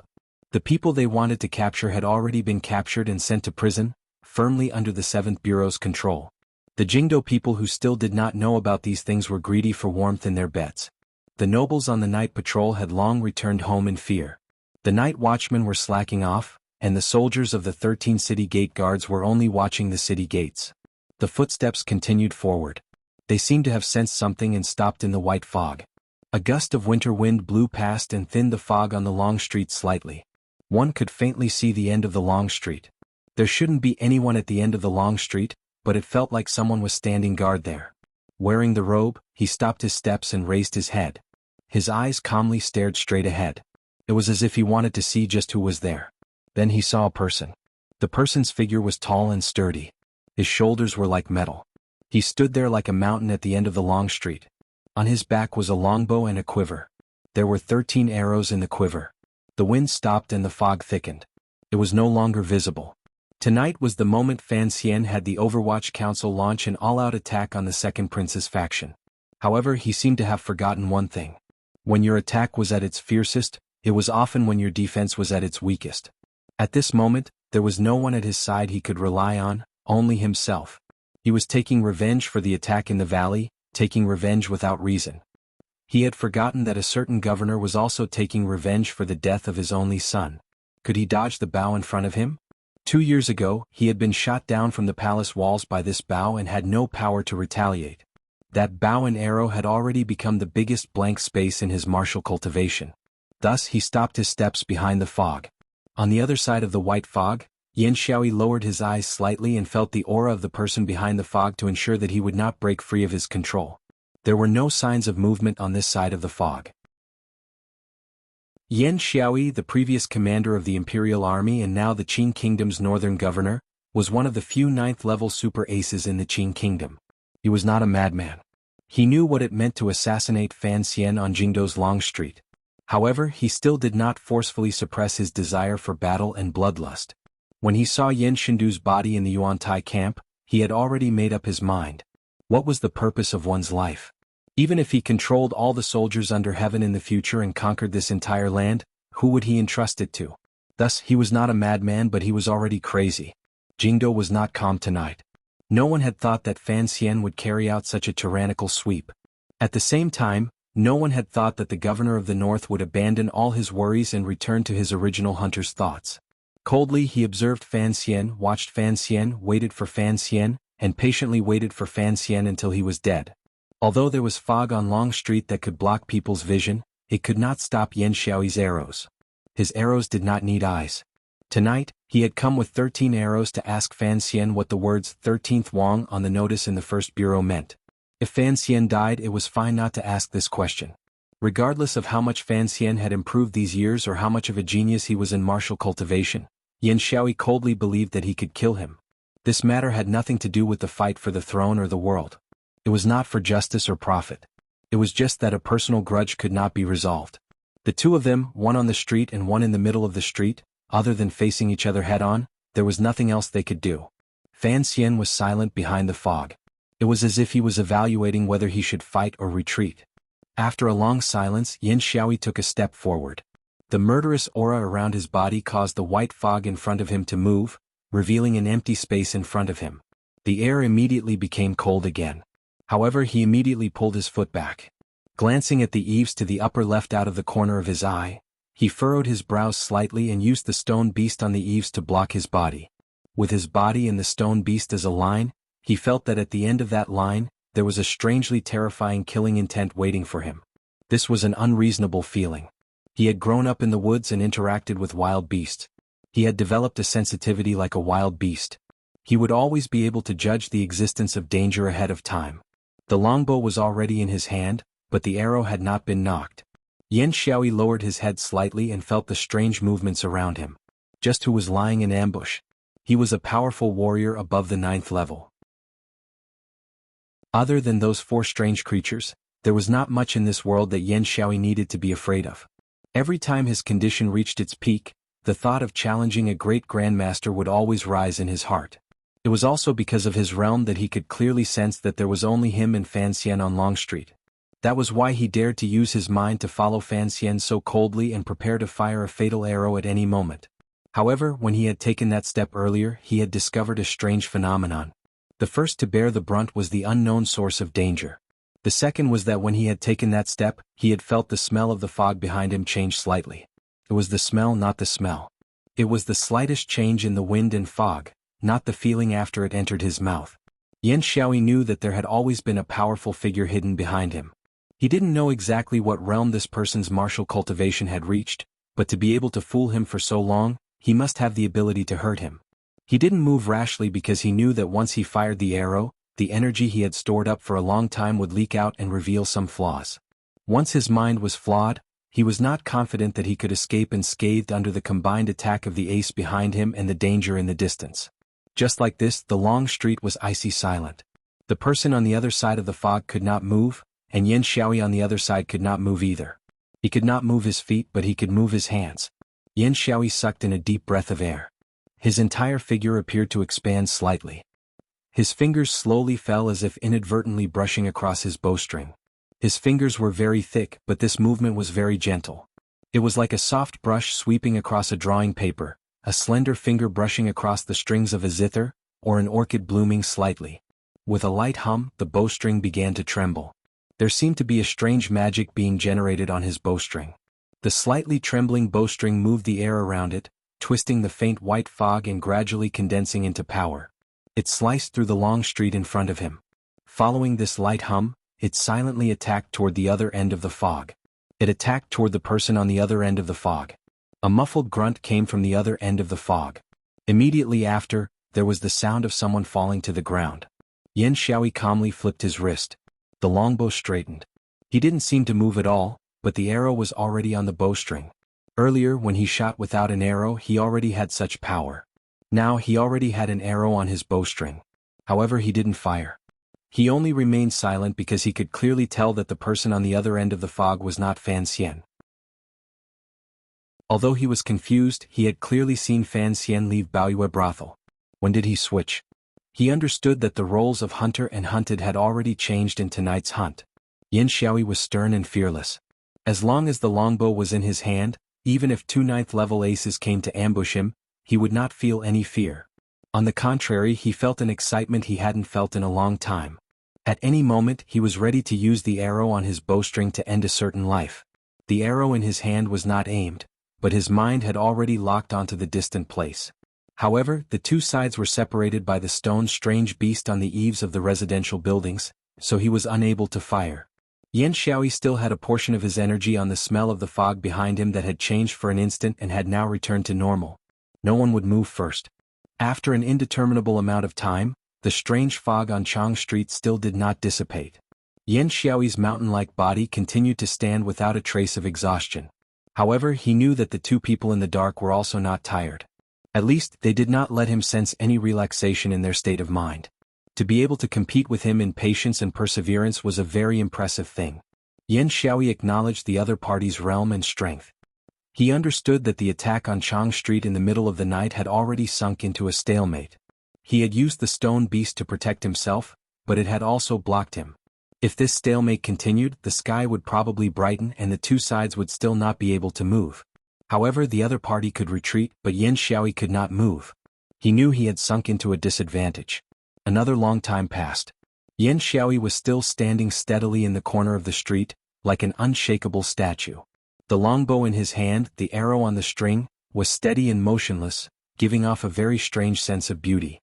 Suddenly, a coughing sound came from Chang Street shrouded in white fog. Accompanying this strange coughing sound, a faint light shone into the fog. The light gradually grew brighter.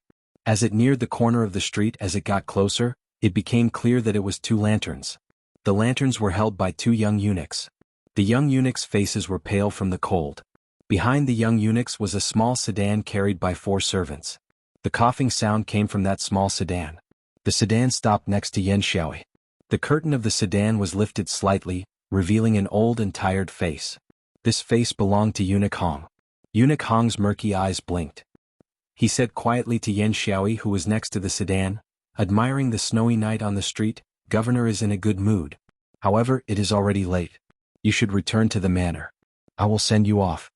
To be continued. If you want to know what happened next, please log on to www.chidian.com. More chapters. Support the author. Support genuine reading. Chapter 465. The sedan chair slowly left Chang Street. The warrior with the longbow also disappeared with it. All that was left on the empty ground was snow and white fog. Following the departure of the sedan chair, the coughing gradually weakened. The fog on Chang Street gradually dispersed. Although it was still dark all around, it appeared much clearer than before. Snowflakes quietly fell from the sky, swaying gently and gently, as if there was a deity high up in the sky gently shaking a flowering tree. The clouds parted. A large crack suddenly appeared in the middle of the layers of dark clouds, revealing the crescent moon. The clear light gradually spread and illuminated this Chang Street clearly. The eaves of the stacked private residences behind the street that stretched into the middle of the street cast strange shadows on the ground because of the illumination of the moonlight. One of the black shadows suddenly trembled, twisting like some kind of living creature. Then, it slowly and silently retreated, shrinking back into the large mass of shadows, no longer able to be separated from it. Fan Xian lay on the corner of a building in the distance. He was wearing a snowy robe with white interspersed between black and white. He withdrew his gaze from the corner of the street blocked by the stone beasts and gently sighed, blowing out a white mist in the dark night. The threads of ice on his eyebrows cracked and shattered. Tiredly, he faced the sky and stretched out the aching muscles all over his body. His eyes stared in a daze at the crescent moon in the night sky above his head. Touching the hard chest beside him, he unconsciously shook his head and narrowed his eyes. He had put in a lot of effort tonight and had prepared sufficiently. It looked like he was about to succeed, but Eunuch Hong had broken the plan. It was truly a failure. He had not prepared to use the chest. After all, this thing was too sensitive. Until the last moment he could not use it lightly. However, if he wanted to kill Yan Xiaoyi, a warrior who already stood at the peak of humanity, he did not have much confidence without his palm touching the hard chest. This was the support of his confidence and the last thing he could rely on. Fan Xian lay in the remaining snow on the roof and took a few deep breaths, calming his emotions of failure and the anger that came from nowhere. Someone crawled over. Fan Xian lifted the snowy robe and covered the object. A complicated emotion flashed through his eyes. Wang Qinian moved closer to his side and said, "It's Eunuch Hong." Fan Xian nodded. "Thank you for your hard work today." Tonight, everyone in the Overwatch Council was busy with bloody matters. Fan Xian's most trusted aide, Wang Qinian, appeared to have nothing to do. Only Fan Xian knew that the mission he had given him was for Wang Qinian to keep an eye on Yan Xiaoyi's movements. He knew that Yan Xiaoyi wouldn't miss this opportunity, so he didn't want to miss it either. Moreover, Wang Qinian's performance didn't disappoint him. An expert at level 9 didn't even notice that he was under Wang Qinian's watch. The two wings of the Overwatch Council, the most adept at tracking in the world, were indeed worthy of their reputation. Wang Qinian's face was very pale, even paler than the snow on the rooftop and the silver light in the street. Following Governor Yan was undoubtedly the most terrifying task in his life. That kind of fear and pressure made this 40-year-old middle-aged man almost unable to bear it, and his mind had long reached the point of collapse. And he didn't know if he saw something he shouldn't have. Fan Xian calmly said, "I trust you. More accurately speaking, many of my things are built on my trust in you." Wang Qinian understood what these words meant. Sir Fan Jr. had bumped into him when he first entered the capital. Then, with this as the center, he began to form the Qinian unit. Through the unit, he gradually controlled the Overwatch Council in his hands. Furthermore, he was, without question, the person in the world who knew the most of Sir Fan Jr.'s secrets, such as that night after reciting poems in front of the palace, that key. The next day, news came that there was an assassin in the palace. Wang Qinian knew who the assassin was.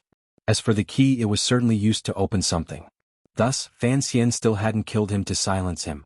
Wang Qinian was surprised and moved. He was truly moved. There was an urge in his heart to die for someone who understood him. This urge was clearly very dangerous and not worth it for him, who was over 40 years old, but he still kept this beautiful feeling in his heart. From below the gate came the cry of two owls. Fan Xian tilted his ear to listen. After confirming it was clean, he made a hand gesture to Wang Qinian beside him. A glimmer of fear flashed through Wang Qinian's eyes because he had also vaguely heard of that legend. He also knew of the connection between that legend and Sir Fan Jr.'s mother. He knew that from now on, his life was completely in Sir Fan Jr.'s hands. This was the trust between them. This kind of trust in itself was a terrifying and life-threatening thing. He flipped his palm and slid down from below the gate. His sliding posture was very strange and comical. He was like a large praying mantis with long arms and legs, but he was silent. In a moment, he had reached the ground and walked to the center of the street. He crouched down and checked the aura of the person in disguise. After confirming that he was still alive, he made a hand gesture toward the air. This hand gesture was for Fan Xian to see. Fan Xian looked at this scene and couldn't help smiling. Lao Wang indeed had some skill. With this Qinggong, it was no wonder that the brocade guard hadn't been able to find anything to use against him after moving around in the north for a year. The person in disguise who had been injured by Yan Xiaoyi's flux was the substitute Fan Xian had brought with him at all times when he had gone to northern Qi. Back then, this substitute had helped him greatly. Today he took it out to lure the enemy. A few more strange bird cries rang out from below the gate. A few secret agents wearing black robes arrived with the Fan Manor's carriage. They picked up Wang Qinian and the substitute. All of this appeared peaceful and natural. At this moment, the clouds in the sky gathered again. The clear light disappeared. Jingdo sank back into darkness. Before dawn, when it was the darkest, snowflakes began to fall again. Fan Xian came alone to a shop in the west of the city. All of the residences were still asleep. The shops had not begun to make preparations. Even the noodle stall that had opened the earliest had not begun to prepare the minced meat. Only this shop had already opened. It used the alluring bean fragrance inside to disperse the darkness before dawn and wait for the arrival of the morning sun.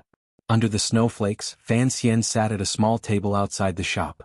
He held a bowl of tofu pudding in his hand and slowly drank it. The taste of the tofu pudding was not bad. There was not much bean flavor. The fragrance wafted through the nose. It was even better than what Donger made in Danzhou. This was a very natural reason. This tofu shop was the most famous in Jingdo. It was the first business the young master of Count Sinan's manor had set up after entering the capital. This tofu shop was Fan Xian's own. Fan Xian slowly drank the tofu pudding. His expression was calm, but he smiled bitterly in his heart. He had been reborn 20 years and truly was a useless second-generation ancestor. He had not brought much change to this world. The biggest change was probably the way he made tofu, right? His mother was too capable and too miraculous. In that short period of time she had rushed to do everything that could be done. What was left for him to do?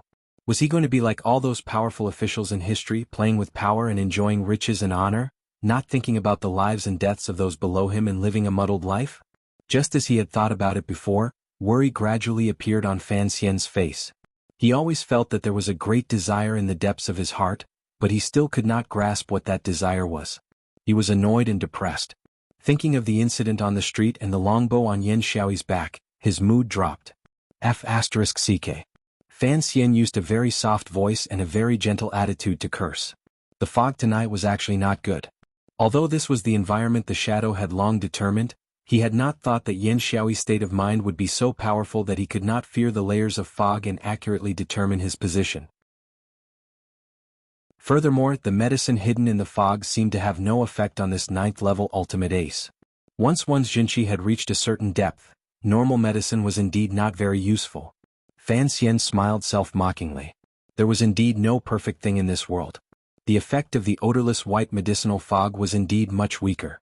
Even so, in the murderous environment he had painstakingly created tonight, Fan Xian would still bravely try to kill Yan Xiaoyi. He was not the emperor. His confidence came from his own strength and luck that was better than anyone else's. He was not as inexplicable as the emperor. Thus, he was used to being the first to strike and eliminating all powerful figures that could threaten him. Yan Xiaoyi was the first person to bear the brunt. If there was great unrest in the Qin kingdom in the future, Fan Xian persisted. If he could weaken the other party's strength, it would be a wonderful thing for his side. Yan Xiaoyi was not in the military. Instead, he was in the capital. Furthermore, he was the first to strike. This was the best opportunity. If he allowed the other party to return to the camp on the northern expedition, it would be a pipe dream to try to kill him. Thus, Fan Xian sat at the table feeling very defeated and angry. Why had old eunuch Hong come out to break the situation? Fan Xian's right hand holding the bowl trembled slightly. He furrowed his brows and threw the bowl in his hand to the ground. The porcelain bowl shattered into countless pieces. It was rare for him to have such an uncontrollable display of anger. From this, it could be seen that old eunuch Hong's sudden appearance had indeed made him extremely angry. Why? His brows were furrowed deeply. He still couldn't understand this point. It was clear that old eunuch Hong coming out of the palace to break the situation was either the emperor's or the empress dowager's. But what exactly were the mother and son, the most powerful people in the Qin kingdom, thinking? Did they still not see the present situation clearly? If he could kill Yan Xiaoyi and had already cleaned out the second prince's power, the eldest princess's side would become increasingly weak. On the contrary, it would calm the situation of the entire royal family. Perhaps that terrifying ripple would gradually calm down. The emperor clearly knew this. Why did he nod his head and have eunuch Hong come out to stop his confrontation with Yan Xiaoyi? Could it be that the emperor was a madman who liked to see his sister step by step on the path of rebellion? A masochist? Fan Xian thought angrily. A bitter smile rose to the corners of his lips. It looked like the royal family was truly a nest of perverts. They all thought the world was too boring. But was the emperor not afraid that he would be chased down from the throne? The repeated questions, the one that had troubled Fan Xian for a long time, made his expression become somewhat ugly.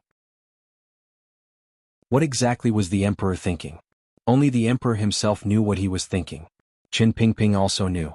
Just as Qin Pingping had said in the past, a person would have the kind of vision they would have based on the kind of position they stood in and the judgments and choices they made in accordance with their position.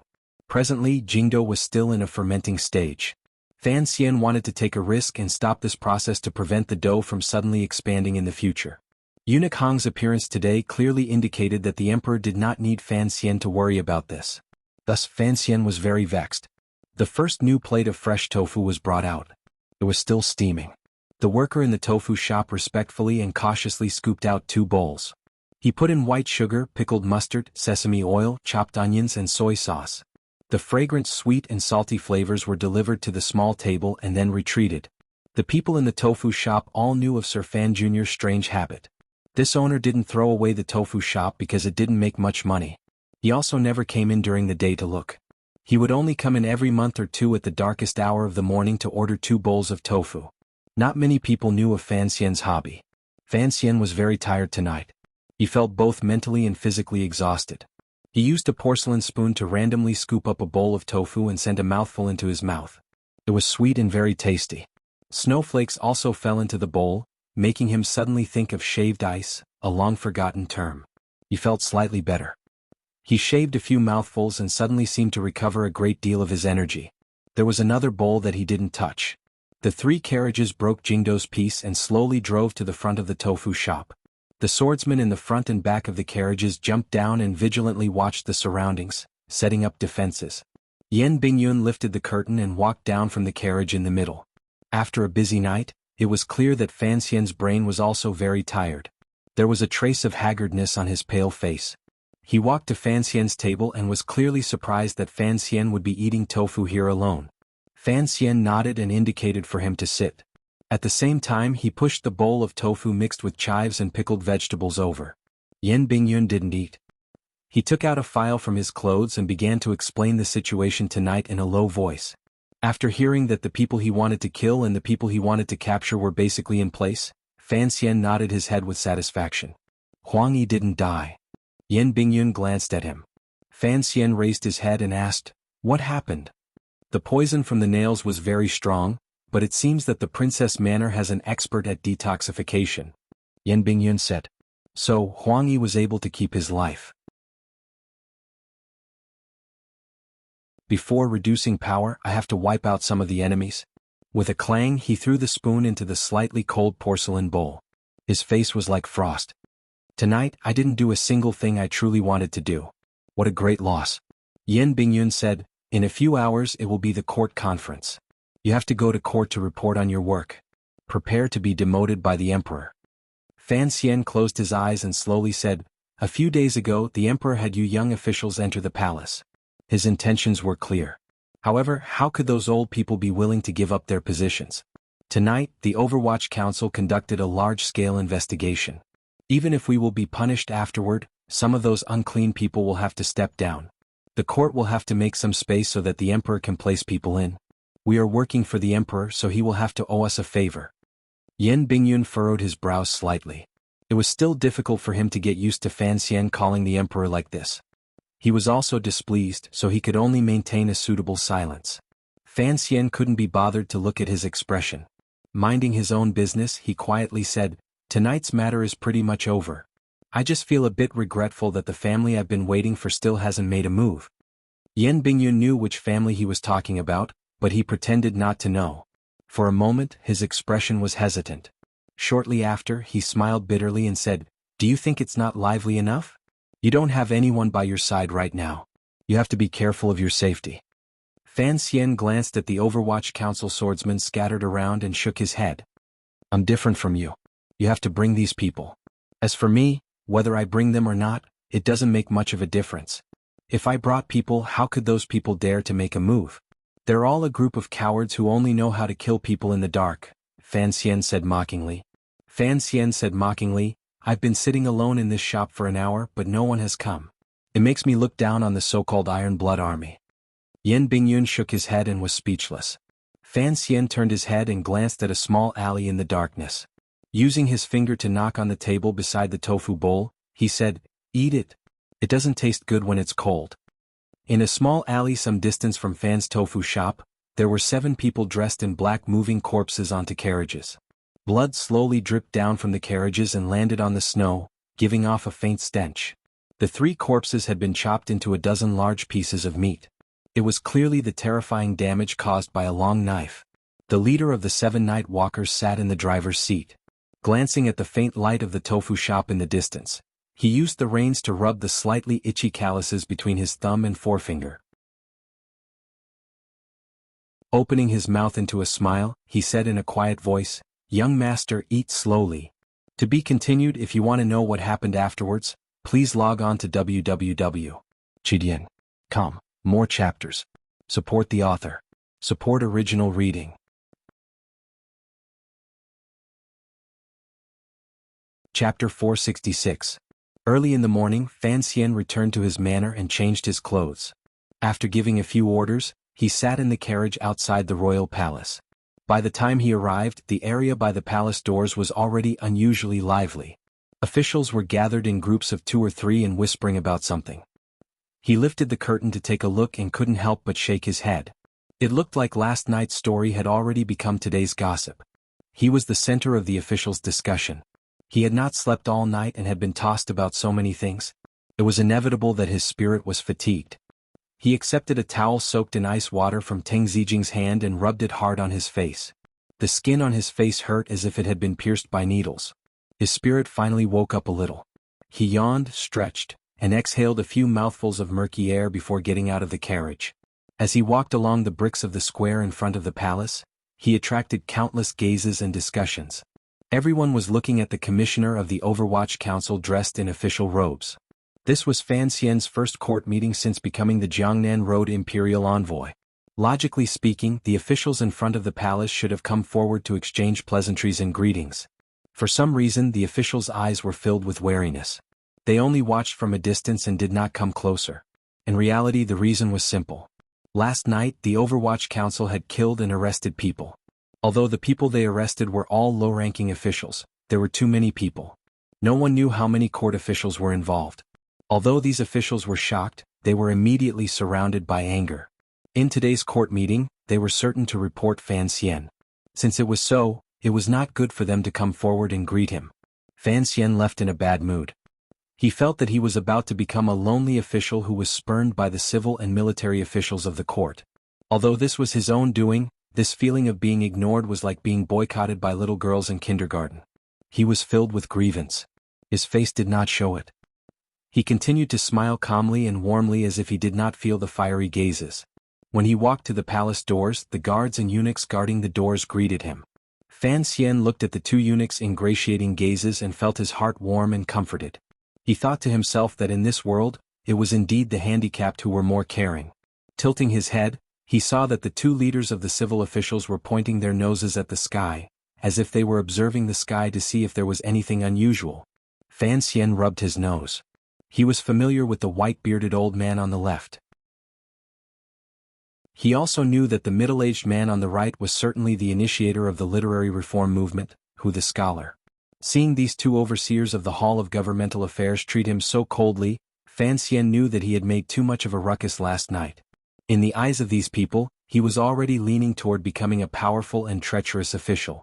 Additionally, the Overwatch Council's abnormal actions had indeed created a bad influence on court politics. These 2 leaders of the civil officials would not be too close to him, the head of the Secret Service. But he didn't buy it. Forcefully suppressing the resentment in his heart, he moved closer with a mischievous smile on his face and stood next to the scholars Shu and Hu. He didn't say anything and instead raised his head to look at the sky in a strange manner. For a moment, the officials waiting to go into court saw a strange sight. The 2 scholars, as well as the wretched commissioner of the Overwatch Council, all had their necks straight and heads tilted up. They looked endlessly at the layers of black clouds in the sky but did not say anything. They were only silent. After looking for an indeterminable amount of time, it was finally the easygoing Shu the scholar who couldn't bear it anymore. With a cold huff he said, "What is Sir Fan Jr. looking at?" Hu the scholar also pulled back his gaze from the sky. Although the 2 scholars were clever people, they were not as thick-skinned as Fan Xian. They could not endure too many people's strange gazes. He coughed and didn't say anything. Fan Xian smiled and said, "Whatever you 2 are looking at, I am looking at." Shu Wu furrowed his brows and looked at him, wanting to say something but then hesitating. After enduring for a moment, he still couldn't hold back the anger in his heart. He opened his mouth to reprimand, "Do you know that because the Overwatch Council has power, it has to act carefully and safely? Putting aside what your intentions are, just driving around Jingdo like a tiger or a wolf, how will the officials behave? How will the court act? You don't want the face of the world's gentry, but the court wants it. Tell me. You've captured so many yamen of the 6 ministries, how will they act? Putting aside how to act, the officials' hearts are all cold. How foolish. How foolish." It was fine if he didn't say it, but once he did, he couldn't stop. On the contrary, it was Hu the scholar who gave Shu Wu a meaningful glance. Only then did Shu Wu stop. However, he still felt bitter and hateful. He couldn't control his anger. Presently, Fan Xian was no longer just a teacher in the Imperial College. He was also no longer an empty prince consort who could only roll around in Honglu Temple. Although the rank of the commissioner of the Overwatch Council was not high, he was, after all, an imperial envoy. Although Shu the scholar was now the head of the civil officials, it was still inexcusable for him to scold an imperial envoy so haughtily.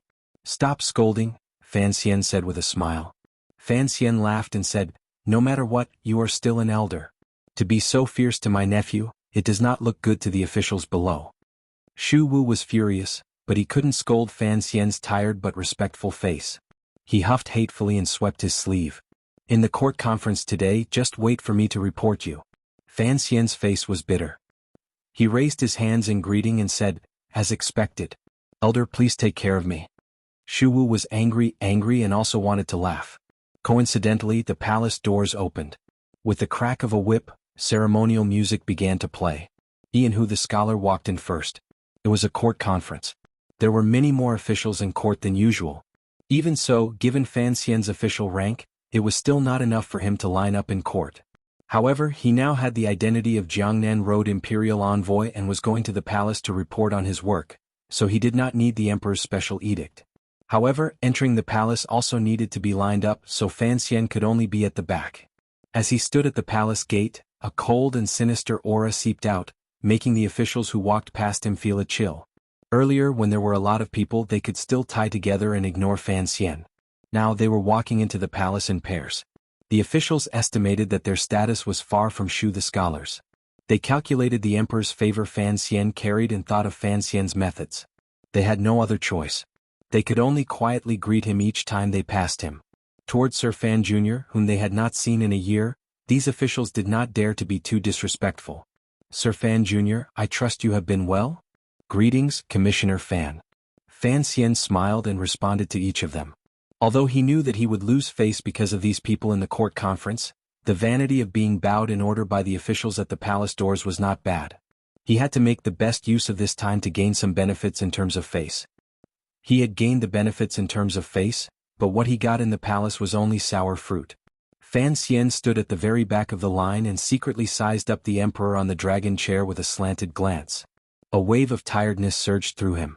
Looking at the emperor's calm and spirited expression, he felt a belly full of anger. He thought to himself, "You sleep peacefully, but I'm about to die of exhaustion from doing things for you." Just as everyone had expected, once the court conference began, before everything had been properly arranged and the governors of the three roads standing below Shu and Hu the scholars had time to present memorials, the battle of memorials targeting Fan Xian and the Overwatch Council's actions last night suddenly began. Fan Xian did not listen to the specific contents of the memorials. It was nothing more than the old words Shu Wu had once said. The Overwatch Council did indeed have the duty of supervising the governance of officials, but it had been many years since an action like his, where he had captured over 30 officials in one night, had taken place. It could truly be said to have shaken the court. He looked at the governors of the three roads and was not surprised to see Xueqing at the top. The Qing Kingdom's territory was large, and there were 4 governors in remote areas who returned to the capital every 2 years. He wondered with some curiosity. Last night, Xueqing had been watching by imperial edict in Baoyue brothel. Logically speaking, he should have entered the palace that night to report to the emperor. He wondered what the emperor thought of him. Fan Xian was truly tired, so his mind wandered completely. However, there were many things he could not hear even if he did not want to hear. The attacking words of the entire court continued to surge endlessly into his ears. Gradually, the crimes began to grow, such as looking down on the court, disrespecting morals, using national weapons for private purposes, forming a clique, and so on. In the Qing court, the Overwatch Council and the system of civil officials had always been sworn enemies. Regardless of what faction the civil officials had, when faced with the Overwatch Council, they were always united. From when Prime Minister Lin was there to now when the scholars were at the head, as long as the Overwatch Council, the Emperor's secret organization, overstepped its bounds, the system of civil officials would band together and carry out the most powerful counterattack. Without question, Fan Xian had overstepped his bounds last night. Thus, today's court conference became the battlefield where he was attacked. What was different from previous years was that the military, which had always had a close relationship with the Overwatch Council, no longer maintained its silence. On the contrary, the 2 deputies of the Bureau of Military Affairs also stood out and secretly expressed their dissatisfaction with the Overwatch Council's actions. Even the emperor himself probably did not want to endure this kind of pressure. much less Fan Xian, who stood alone at the end of the line. The atmosphere in Taiji Palace was no longer oppressive. On the contrary, it was filled with a kind of irritation unique to winter. With Shu Wu in the lead, the officials all went up to ask the emperor to restrain the Overwatch Council and at the same time make a final judgment on this matter. One after another, their words pierced straight into Fan Xian's heart and wounded his spirit. Slanderous water flew in all directions. If it had been any other official in Fan Xian's position, they would probably have long lost their minds in anger and jumped out to debate with the officials. At the same time, they would gather their remaining courage and pull out the beards of the imperial censoriate's imperial censors.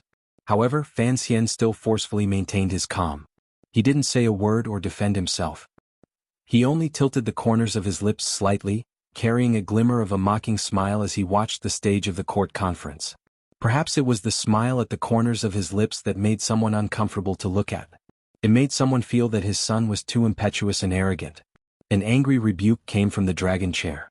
Fan Xian, do you have nothing to say? Fan Xian had been forcefully pushing away his drowsiness. Suddenly hearing these words, he shivered. Tidying his official robes, he stepped out and bowed.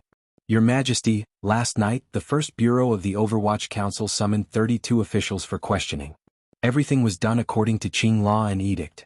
There was nothing that went beyond the rules. Thus, I do not understand why everyone is so agitated. The emperor smiled coldly and said, You captured 32 people in one night. You sure are arrogant. Is the Qing court full of corrupt officials? Fan Xian said seriously, I dare not deceive your Majesty. In court. He gazed at the officials in the palace and said seriously, Vermin crawl all over the ground. 32 people is only a small number. If your Majesty grants the Overwatch Council a special edict, I will certainly be able to capture more corrupt officials.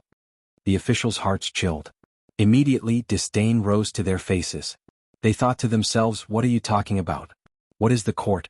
The court is the officials. There are no officials in this world who are not corrupt. If you capture them all, who will govern the world on behalf of the emperor and protect the people? How could the emperor give you a special edict? As expected, the emperor flew into a rage and gave Fan Xian a thorough scolding.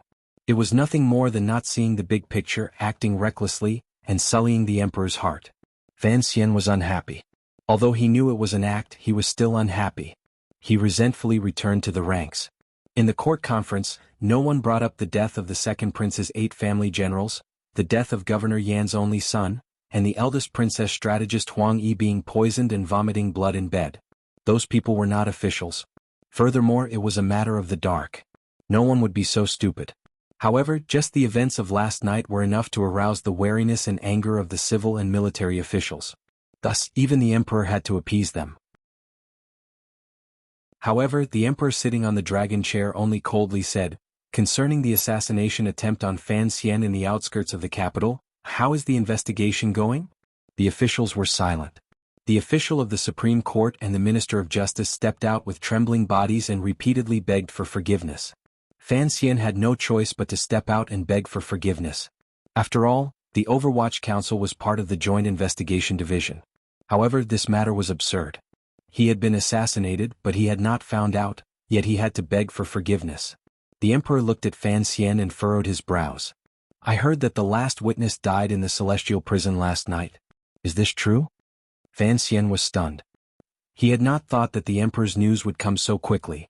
On the other side, the faces of the Wu officials revealed a deeply hidden joy and smile. They were waiting to see how Fan Xian would explain this matter. The emperor did not need too much explanation. All of the preparation work had already been done. The emperor was decisive. He issued the edict he had been preparing for a few days. The first part of the edict made all the civil and military officials feel a sense of disbelief because the emperor had reduced the power of the Overwatch Council. The Overwatch Council's rank did not drop, but its power was greatly restricted, particularly the first bureau stationed in Jingdo. Although it still had the power to arrest people, it had made detailed rules on the time limit after an arrest. In particular, the transfer of prisoners to and from the Supreme Court had to be completed within 48 hours. In other words, the First Bureau no longer had the power to secretly interrogate officials in the capital. At the same time, the edict made a general limit on the power of the Fourth Bureau stationed in each province. As for the specific rules, Fan Xian would have to return to the council to draw up a draft and then submit it to the court for discussion. These two changes appeared small, but in reality, it was like a timer had been placed on the Overwatch Council. It made it inconvenient for them to do things in the future. Fan Xian listened to the edict. He felt disgusted like he had eaten a fly, but he still had to step out and give thanks. The civil and military officials were pleasantly surprised. At most, they had wanted the emperor to issue an edict to demote Fan Xian and at the same time, slightly restrain the Overwatch Council and give the subordinates who had been innocently arrested a chance to live. They had not expected that the emperor would actually take action against the Overwatch Council. If this trend continued, the Overwatch Council's power would gradually be whittled away. Thus, cries of "Long live the emperor" filled Taiji Palace. The officials secretly thought that the emperor was indeed wise.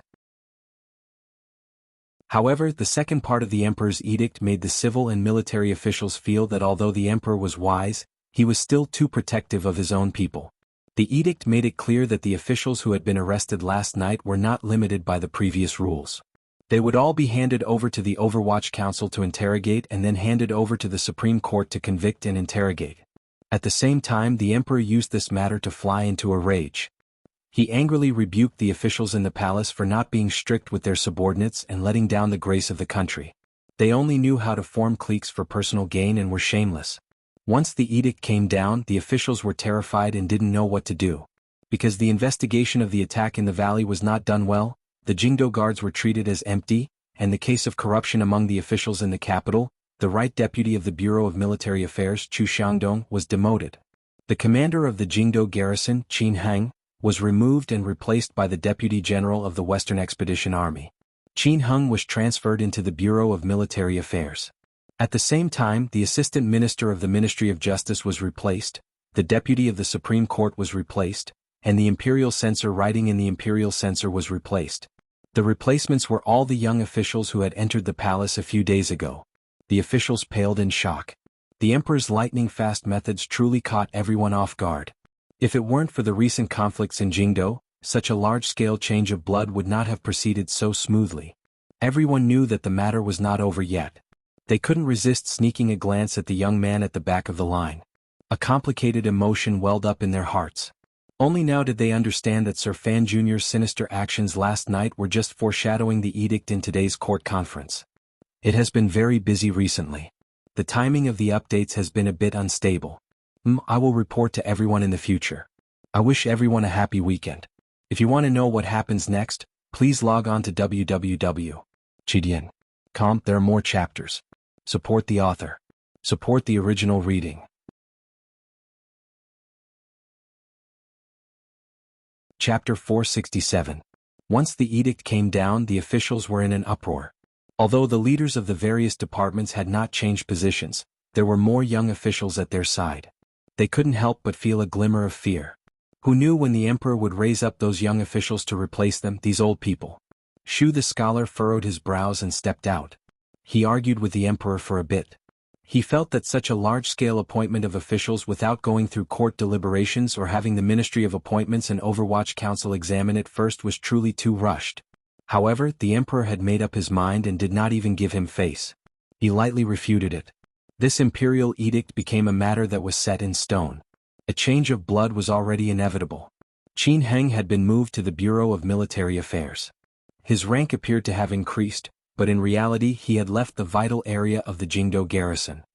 He was somewhat stunned, but he could only step out and thank the emperor. Other important figures like the previous deputy of the Bureau of Military Affairs, Chu Xiangdong, could only helplessly accept this suggestion. The emperor did not look deeply into the matter of the attack in the valley. Otherwise, the military would certainly have to pay a greater price. However, the gazes with which the military generals looked at Fan Xian became increasingly angry. Everyone knew that among the civil and military factions, the emperor had adjusted the Bureau of Military Affairs and the Jingdo garrison to support Fan Xian and vent his anger for the attack in the valley. As for what other follow-up actions there would be after the court was dismissed, they would have to wait quietly. However, the military's days were not going to be easy. Among the civil officials, the largest number of officials had been replaced. Basically, they were all officials close to the second prince's faction. What was particularly terrifying was that it seemed that the 32 officials Fan Xian had captured last night would not have a chance to come out again. Fan Xian listened carefully to the edict. It was clear that the emperor had prepared this edict last night. After listening for a long time, He was surprised that he did not hear Yan Bingyun's name. However, thinking about it, it made sense. Even if the emperor wanted to put Yan Bingyun in an important position, he would not move him to another department. Putting aside the fact that this was against Qing law and the Overwatch Council's rules, if the emperor wanted to use Yan Bingyun, he would have to give Qin Pingping some face. As for Sir Yan Jr. being promoted, it was also impossible. If he was promoted again, he could only take Fan Xian's commissioner position. Fan Xian shook his head and thought to himself that unless the emperor was prepared to single-handedly flip the Overwatch Council over, he would not do such a thing. But Fan Xian was surprised to hear Qing Jialin's name. He tilted his head slightly and resisted the urge to look at the middle-aged man on the dragon chair. A strange feeling welled up in his heart. Jialin was his student and was now an official far away in a foreign land. How had he fallen into the emperor's eyes? And, to the Ministry of Personnel? The department that he had been unable to interfere with, had been promoted twice in one go. This kind of promotion speed was too fast. When the officials of the court heard Qing Jialin's name, they couldn't help but be shocked. Everyone knew that he was one of Fan Xian's 4 disciples. He had only been an official for 2 years. Why was he being transferred back to Jingdo? Everyone turned their gazes toward Fan Xian, their gazes filled with caution and fear. Fan Xian felt a bit uncomfortable. The favor the emperor had given him was too great. According to his habits, after giving a sweet date there would be a stick. He didn't know where the stick would land. Shen Chongwen has been transferred to the Imperial Censorate to be an Imperial Censor. He has ordered the Imperial Censor of the Left, He Zongwei, to oversee Overwatch Council matters and assist Fan Xian in his actions. He is responsible to the internal court. The stick came really fast. Fan Xian abruptly raised his head. A dim light flashed through his eyes as he glanced at the young man who had stepped out to give thanks. The Imperial Censor of the Left had entered the manor? Although the Overwatch Council had always been under the supervision of the internal court in name, the Qing royal family had always strictly prohibited eunuchs from holding power. Additionally, Qin Pingping was too powerful, so the Overwatch Council was like an independent kingdom. To have the Imperial Censor of the Left keep an eye on the Overwatch Council and report to the internal court at the same time was putting the Overwatch Council directly under the gaze of the royal palace. Fan Xian's back felt a chill. The fingers on his right hand trembled slightly. He knew that because of his identity, the emperor would not trust him as much as he trusted Qin Pingping. However, he had not thought that the emperor would act so ruthlessly. Before the matter had even concluded, he had already put a rope around his head and pricked it until it hurt. Who was He Zongwei? He was a Jingdo talent who had once been as famous as his student, Ho Jichang.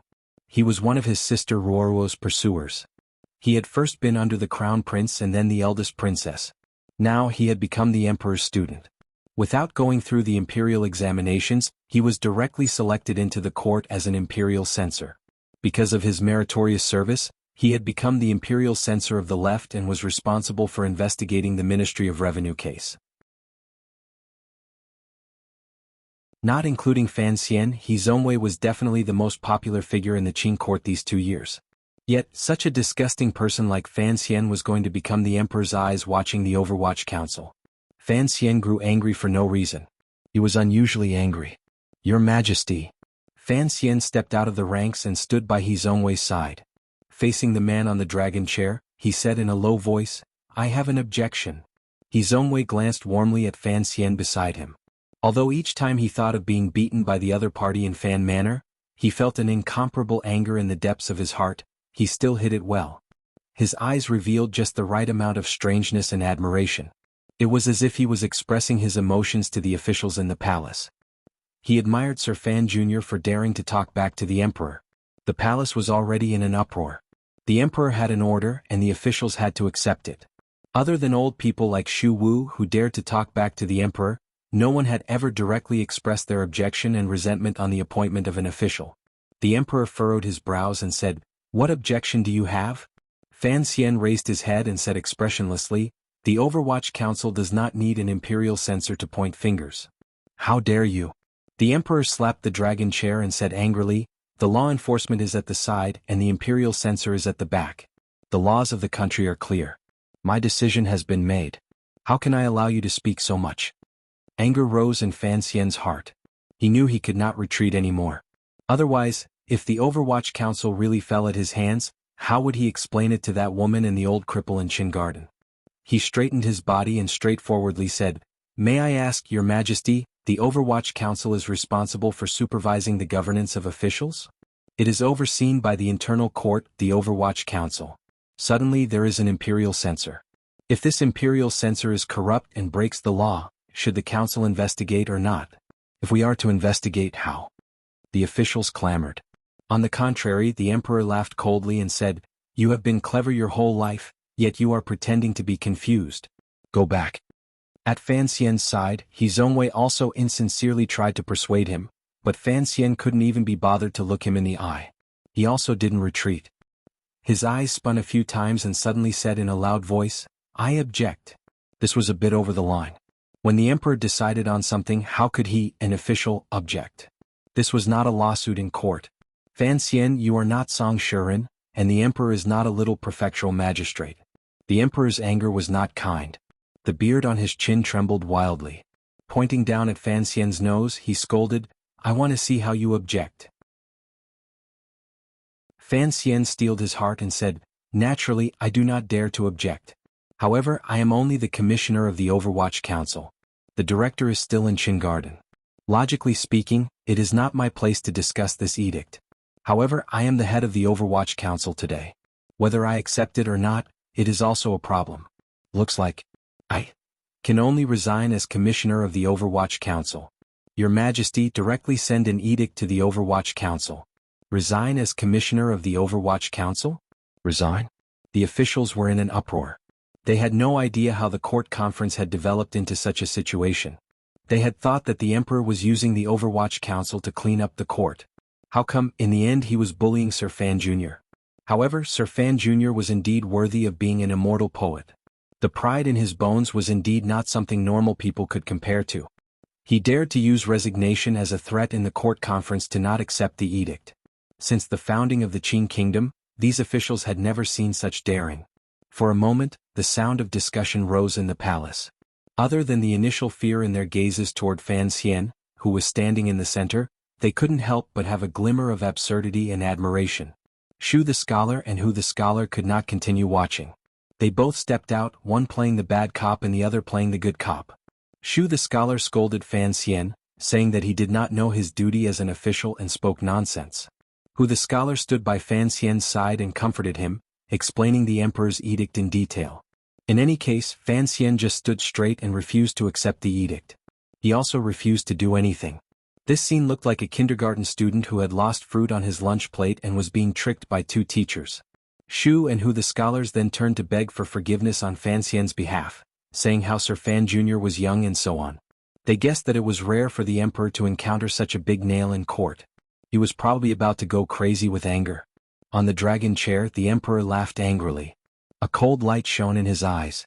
Coldly, he said, "Fan Xian, are you going to use resignation to threaten me?" "I don't dare." "Good, good, good." The emperor said good 3 times in a row. Faintly, he said, "You think I won't punish you just because I love you? If you want to resign, then I—" The emperor had not finished speaking when Fan Xian was moved and thanked him. "Thank you, Your Majesty. I am willing to go back to the Imperial College to teach." The emperor choked on his quick response and said angrily, "I will not let you resign."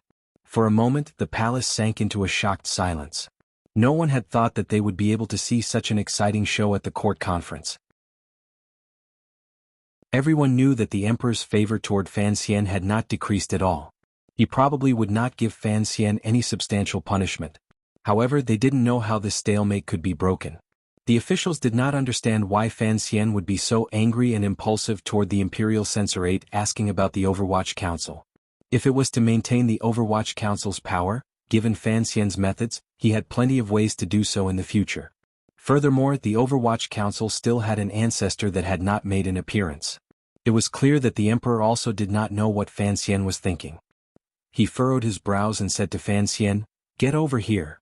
Fan Xian did not get out. He ran over with a jolt and moved closer to the dragon chair. His face was full of stubbornness and ruthlessness. The Emperor lowered his voice and asked, "Are you going to accept the edict or not?" "No."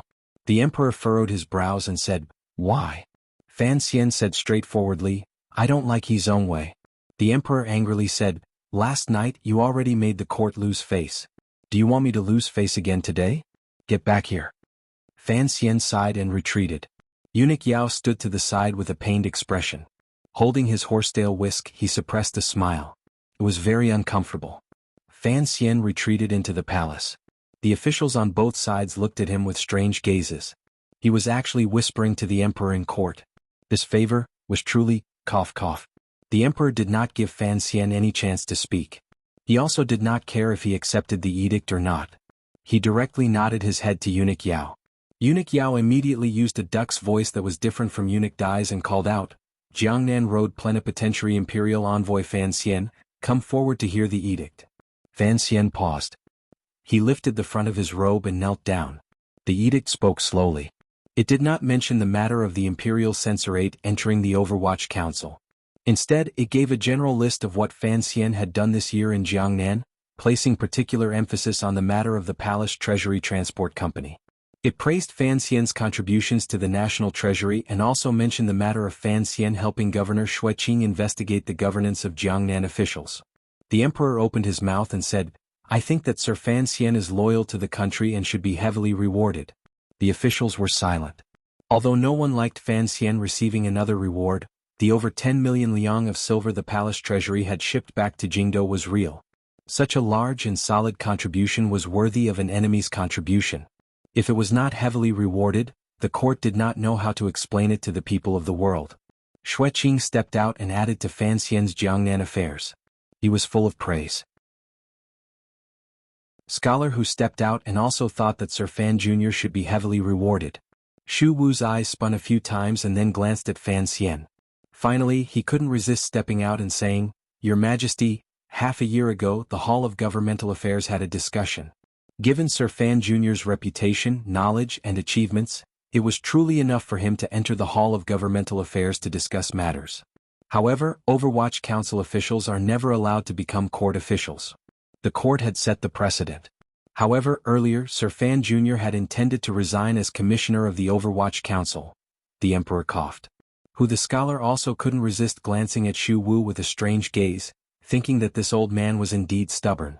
He clearly knew that the emperor would not allow Fan Xian to enter the pavilion, much less allow Fan Xian to leave the Overwatch Council. Yet he still held on to the idea the two of them had half a year ago. However, Shu Wu had already spoken, so he could only express the same wish and recommend Fan Xian to enter the pavilion. Fan Xian had heard of this matter in the council reports, but seeing it with his own eyes, he couldn't help feeling surprised. He was not even 20 years old, yet he wanted to enter the pavilion. This was a bit too absurd. As expected, the emperor still did not allow it. He only had Eunuch Yao finish announcing the edict. After listening to the edict, Fan Xian froze where he was. A moment later he remembered to give thanks. He thought that it was indeed absurd for him to be a scholar, but the reward the emperor gave was also absurd. The Duke of Dambois. The hall was filled with cries of surprise and praise. Fan Xian stood there in a daze, wondering how he had suddenly been made a duke. Wasn't this even higher than the old man's? The emperor's stick was ruthless, but the size of the sweets he gave was also not small. He was only one step away from becoming a prince, an incomparably noble title. He tilted his head to glance at the awkward He Zongwei and wondered if he could casually beat him up in the future. Advertising to friends, http://mmchidian. Common Web 1900516. SPX, Colored Glass Beautiful Demon. Thank you everyone. If you want to know what happened next, please go to www.chidian.com. There are more chapters. Support the author. Support original reading.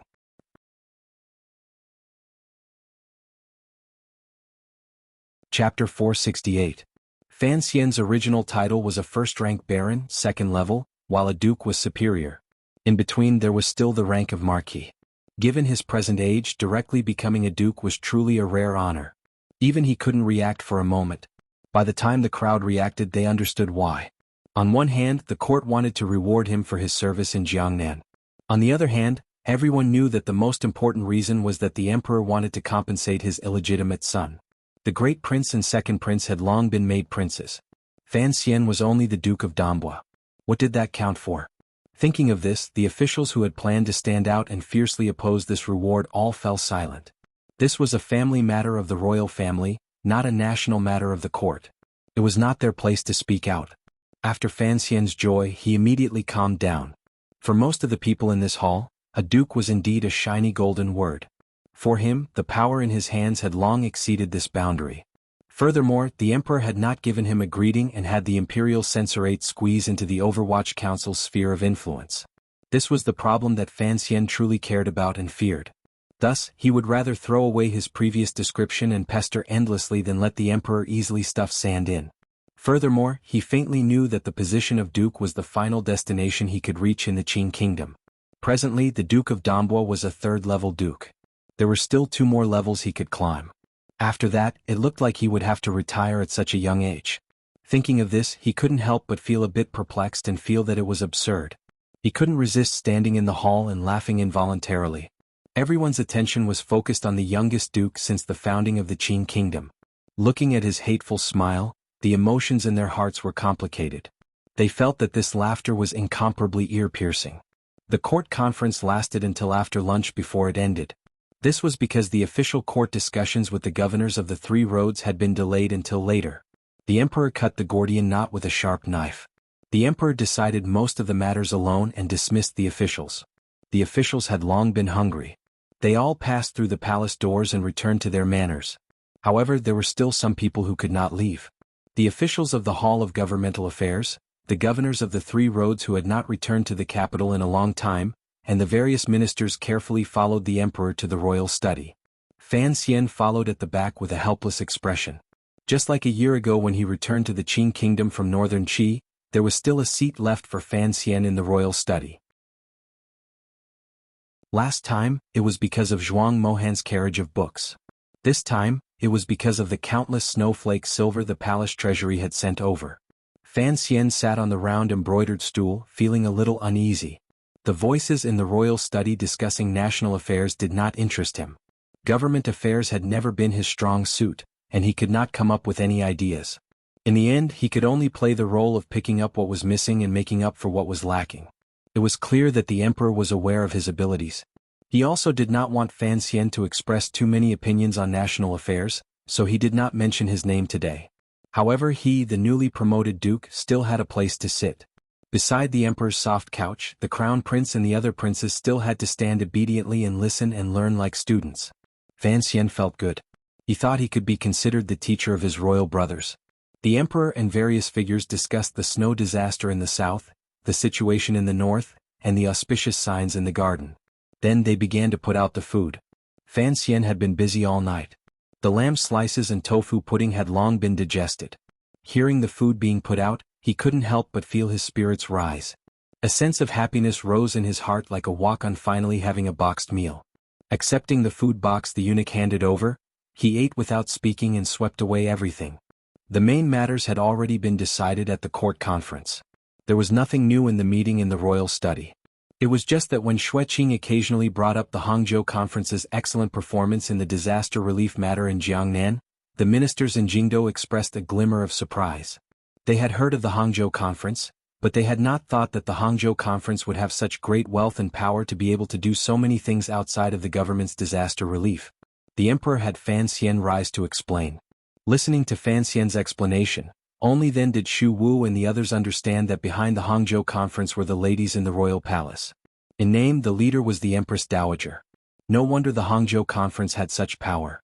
However, everyone knew that the palace was only using the name of caring for the people. The one who truly did things and paid the silver was probably still Fan Xian. The emperor smiled and said, "The one who has truly worked hard is not Fan Xian. It is my Qing girl." The officials chuckled and said a few words of flattery. They even loudly praised the nobles in the palace, especially the emperor. The emperor looked at Fan Xian's slightly absent-minded face and furrowed his brows slightly. The great prince watched this scene from the side and said, "The princess is returning to the capital today." The emperor made an "oh" sound. When he looked at Fan Xian again, his gaze softened. He smiled but didn't say anything. He also didn't have Fan Xian return to the palace early. He only immediately ended the meeting in the royal study and asked Fan Xian, who wanted to return the most, to stay. The calming incense slowly floated in the royal study. Its color was not as milky as the white smoke. Its fragrance was very light. Only the emperor and Fan Xian were left in the royal study. Fan Xian felt slightly uncomfortable because he didn't know what the emperor was about to say. The emperor drank a mouthful of bird's nest and raised his head to glance at Fan Xian, indicating for him to want another mouthful. Fan Xian quickly shook his head. One cannot express one's will without tranquility. One cannot reach far. The emperor put down the bowl and slowly said, "Do not be troubled or worried, do not lose one's way. This was the explanation you gave to everyone when you opened that bookstore in Jingdo 2 years ago." Fan Xian nodded. The name of the Dambwa bookstore came from this.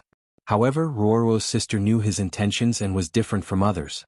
She gave the explanation of drifting in Danzhou. Thinking of this, he suddenly missed that silly girl. He didn't know if she was having a good time in the north. "I like these 2 sentences of yours very much. You should know what it means for you to be the Duke of Dambwa." The emperor calmly looked at his most accomplished illegitimate child. Fan Xian lowered his head and thought for a moment. He then said seriously, "Express one's will and worry less." "Correct," the emperor calmly said. "You need to know what you should do but think less about what you can do." A pure official? A lone official? In reality, the meaning was very simple. As an official of the emperor, one should not be troubled or worried. Fan Xian didn't know what he was thinking. The smile on his face appeared very sincere and relaxed. He opened his mouth and said, "I understand." For a ruler and official to respond, the one who said he understood should be the emperor. However, Fan Xian had said it so clearly, yet it did not seem strange. The emperor also did not show any displeasure. Serving to the side, Eunuch Yao's face was calm. During these 2 years, he had grown used to the emperor's treatment of Fan Xian being different. The emperor waved his hand. Eunuch Yao bowed and left the royal study. After a moment of silence, the emperor coldly said, "As for the matter of the imperial censor entering the Overwatch Council, you will understand in the future. I know your heart is good. However, the matters of court cannot be changed by the hearts of people." Fan Xian knew that there were not many people here, so he couldn't make a scene or act spoiled or forcefully resist. He could only remain silent. The emperor then slowly said, "It's still the same words. I know your heart. That is why I am very happy about what happened last night. However, I never thought you would be so forceful. It was a bit unexpected." Fan Xian's throat was a bit dry. After thinking for a moment, he replied solemnly, "The river has not burst its banks. I will first lead the water away to prevent the people from suffering." The emperor looked at Fan Xian's face and didn't say anything. After a long time, he nodded his head in relief. "However, have you thought about it? You have sucked out all the water, but there will be flowing water in the future. Who knows whether or not the water will once again overflow the banks. Thus, I thought that I would have to keep watching until the day the mountains collapse and the earth cave in. Only then would I know whether or not the water in the river will flow downstream or shamelessly break through my great banks. Child, you pretend to be fierce on the surface, but there is always a soft spot in your heart." The emperor's face became cold.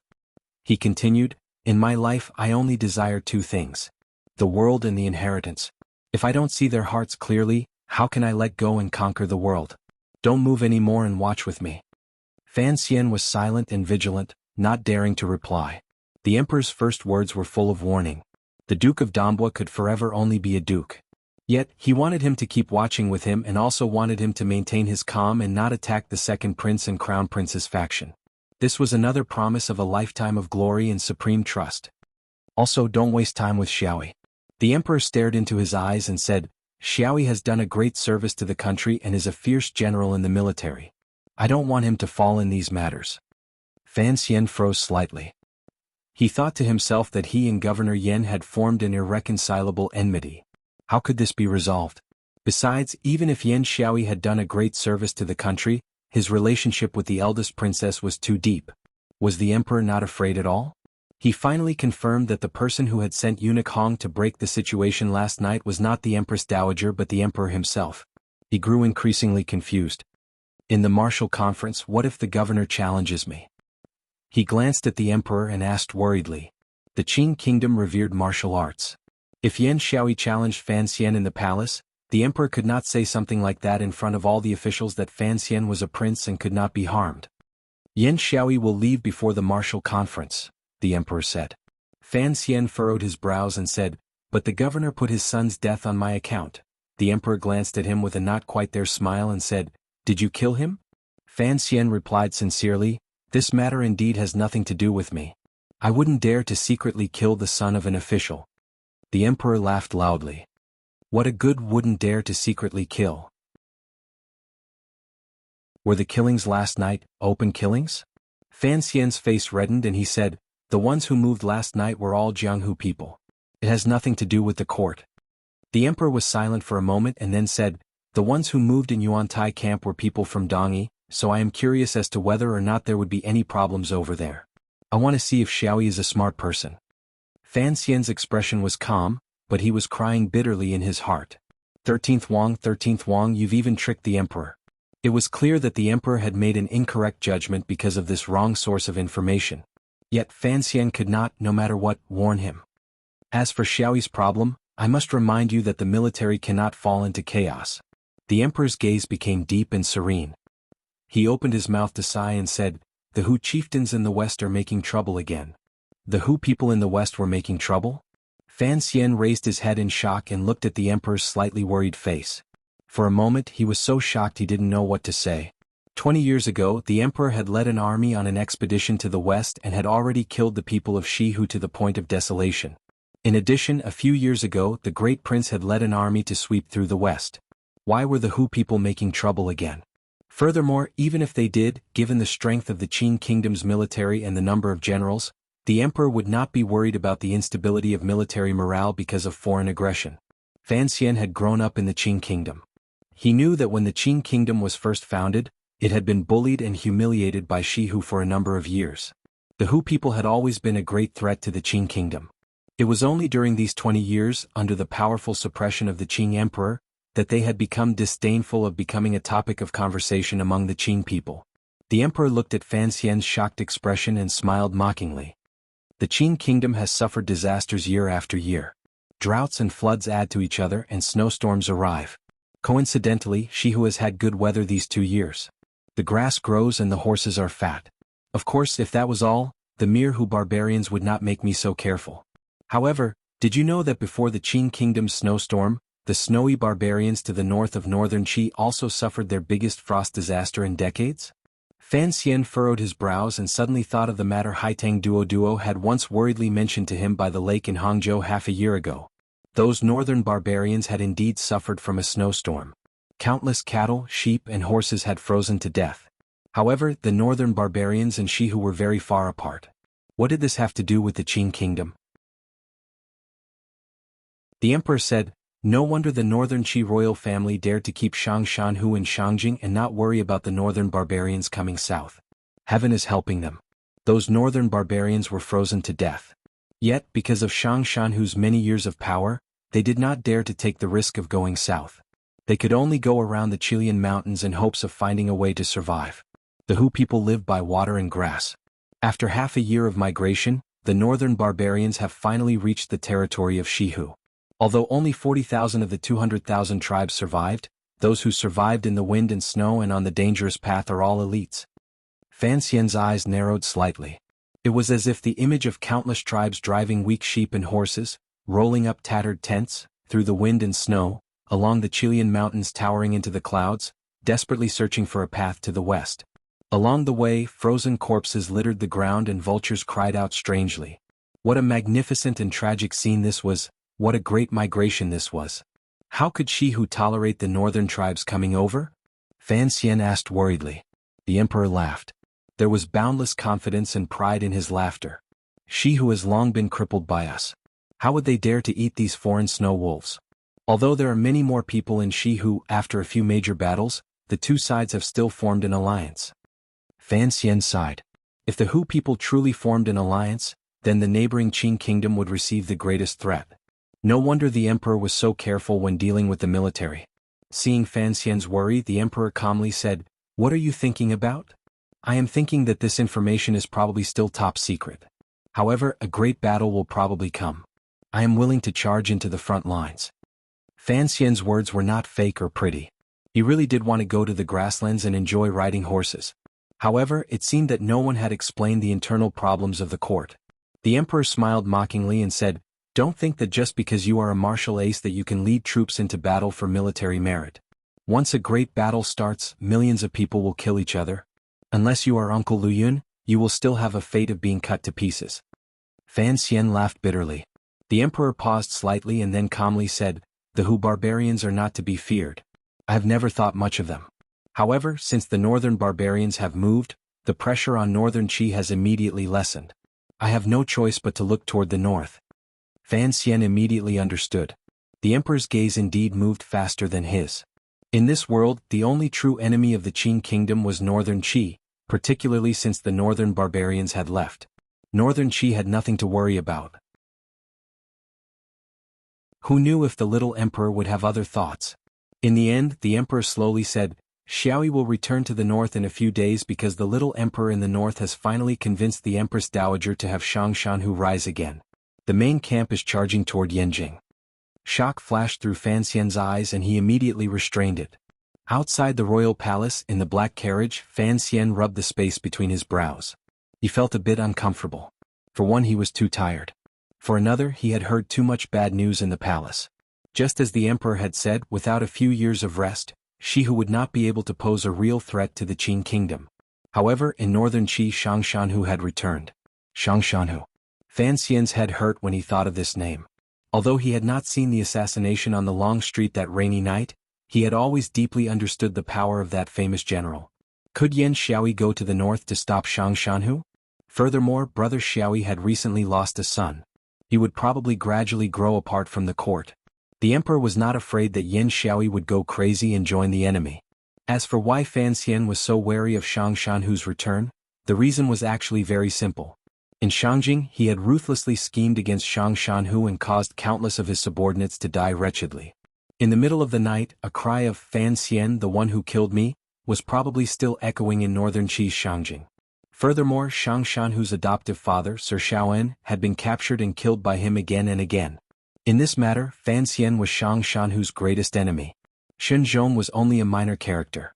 For the sake of revenge, Shangshanhu had killed Shenzhong with a spear in that rainy night. If they actually met on the battlefield in the future, how would Shangshanhu deal with him? Fan Xian thought sorrowfully in the carriage. There were so many enemies in this world. I just couldn't find a way to add quality to the replies in the new book review section. Whoosh. Everyone forgive my stupidity. Tomorrow is Monday. Everyone has to work and go to school again. I wish you peace. To be continued. If you want to know what happens next, please log on to www.chidian.com. There are more chapters. Support the author. Support the original reading.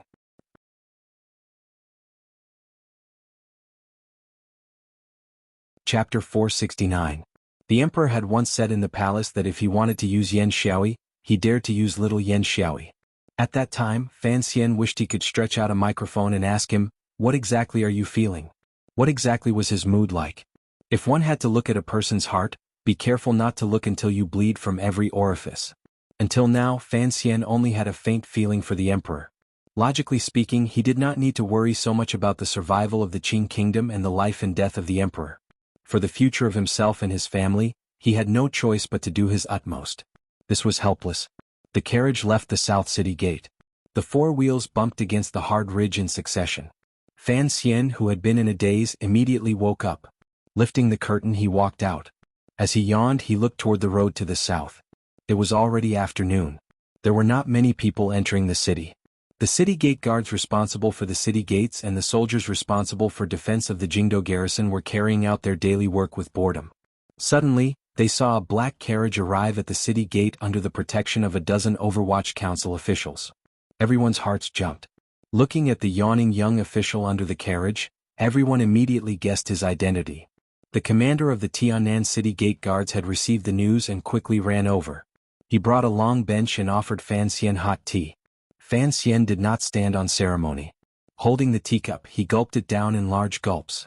Before long, the figure of a group of carriages appeared at the end of the road. Following the row of wild trees on the horizon, they gradually came closer and closer. In a moment, they had arrived in front of the city gate. Fan Xian went up to welcome them. The group of carriages stopped. Gouda and 7 other tiger guards stepped out of the carriage, as well as a group of 6 bureau swordsmen.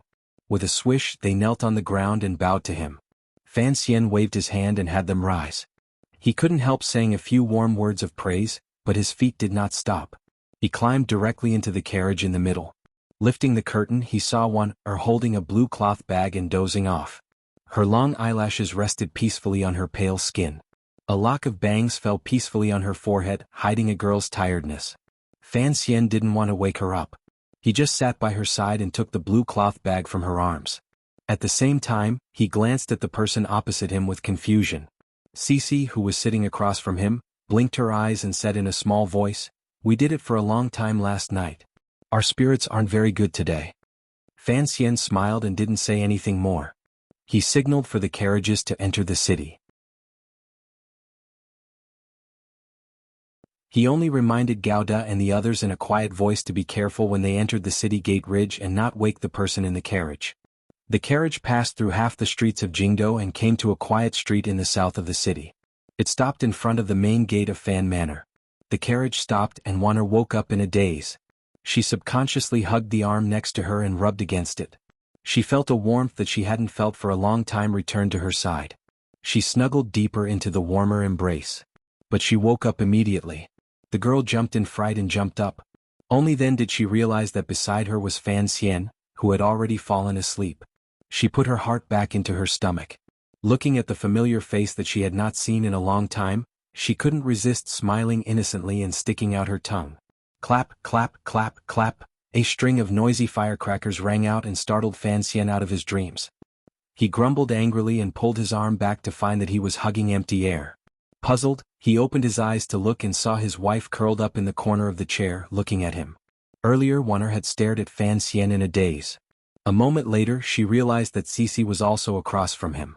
She also discovered that Fan Xian had been startled awake by the firecrackers. For a moment she felt very awkward and blushed. Fan Xian gazed at his wife and smiled. With one hand holding the blue cloth bundle, he led her out of the carriage. He didn't say anything in detail. On the contrary, he grumbled, "Which manor is getting a new bride? Why is it so lively?" Wanner covered her mouth and smiled. Pointing at the main gate of Fan Manor, she said, "I also think it's strange. It's our family that is setting off firecrackers.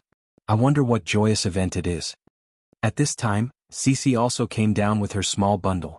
Looking at the busy scene of people coming and going in front of the main gate of Fan Manor, red lanterns hanging high and firecrackers exploding, she also jumped in fright.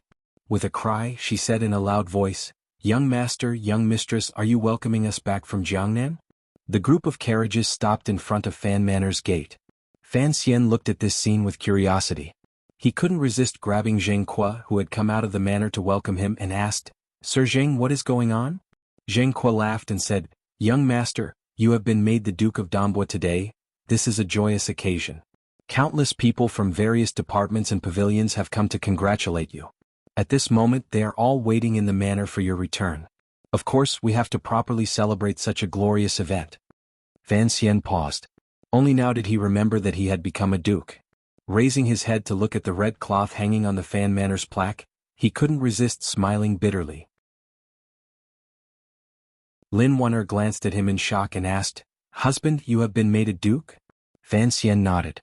Hearing these words, Lin Wanner's brows were full of joy. Even Cece, who was beside her, could not escape. She was very happy. After all, in this world these things were always important.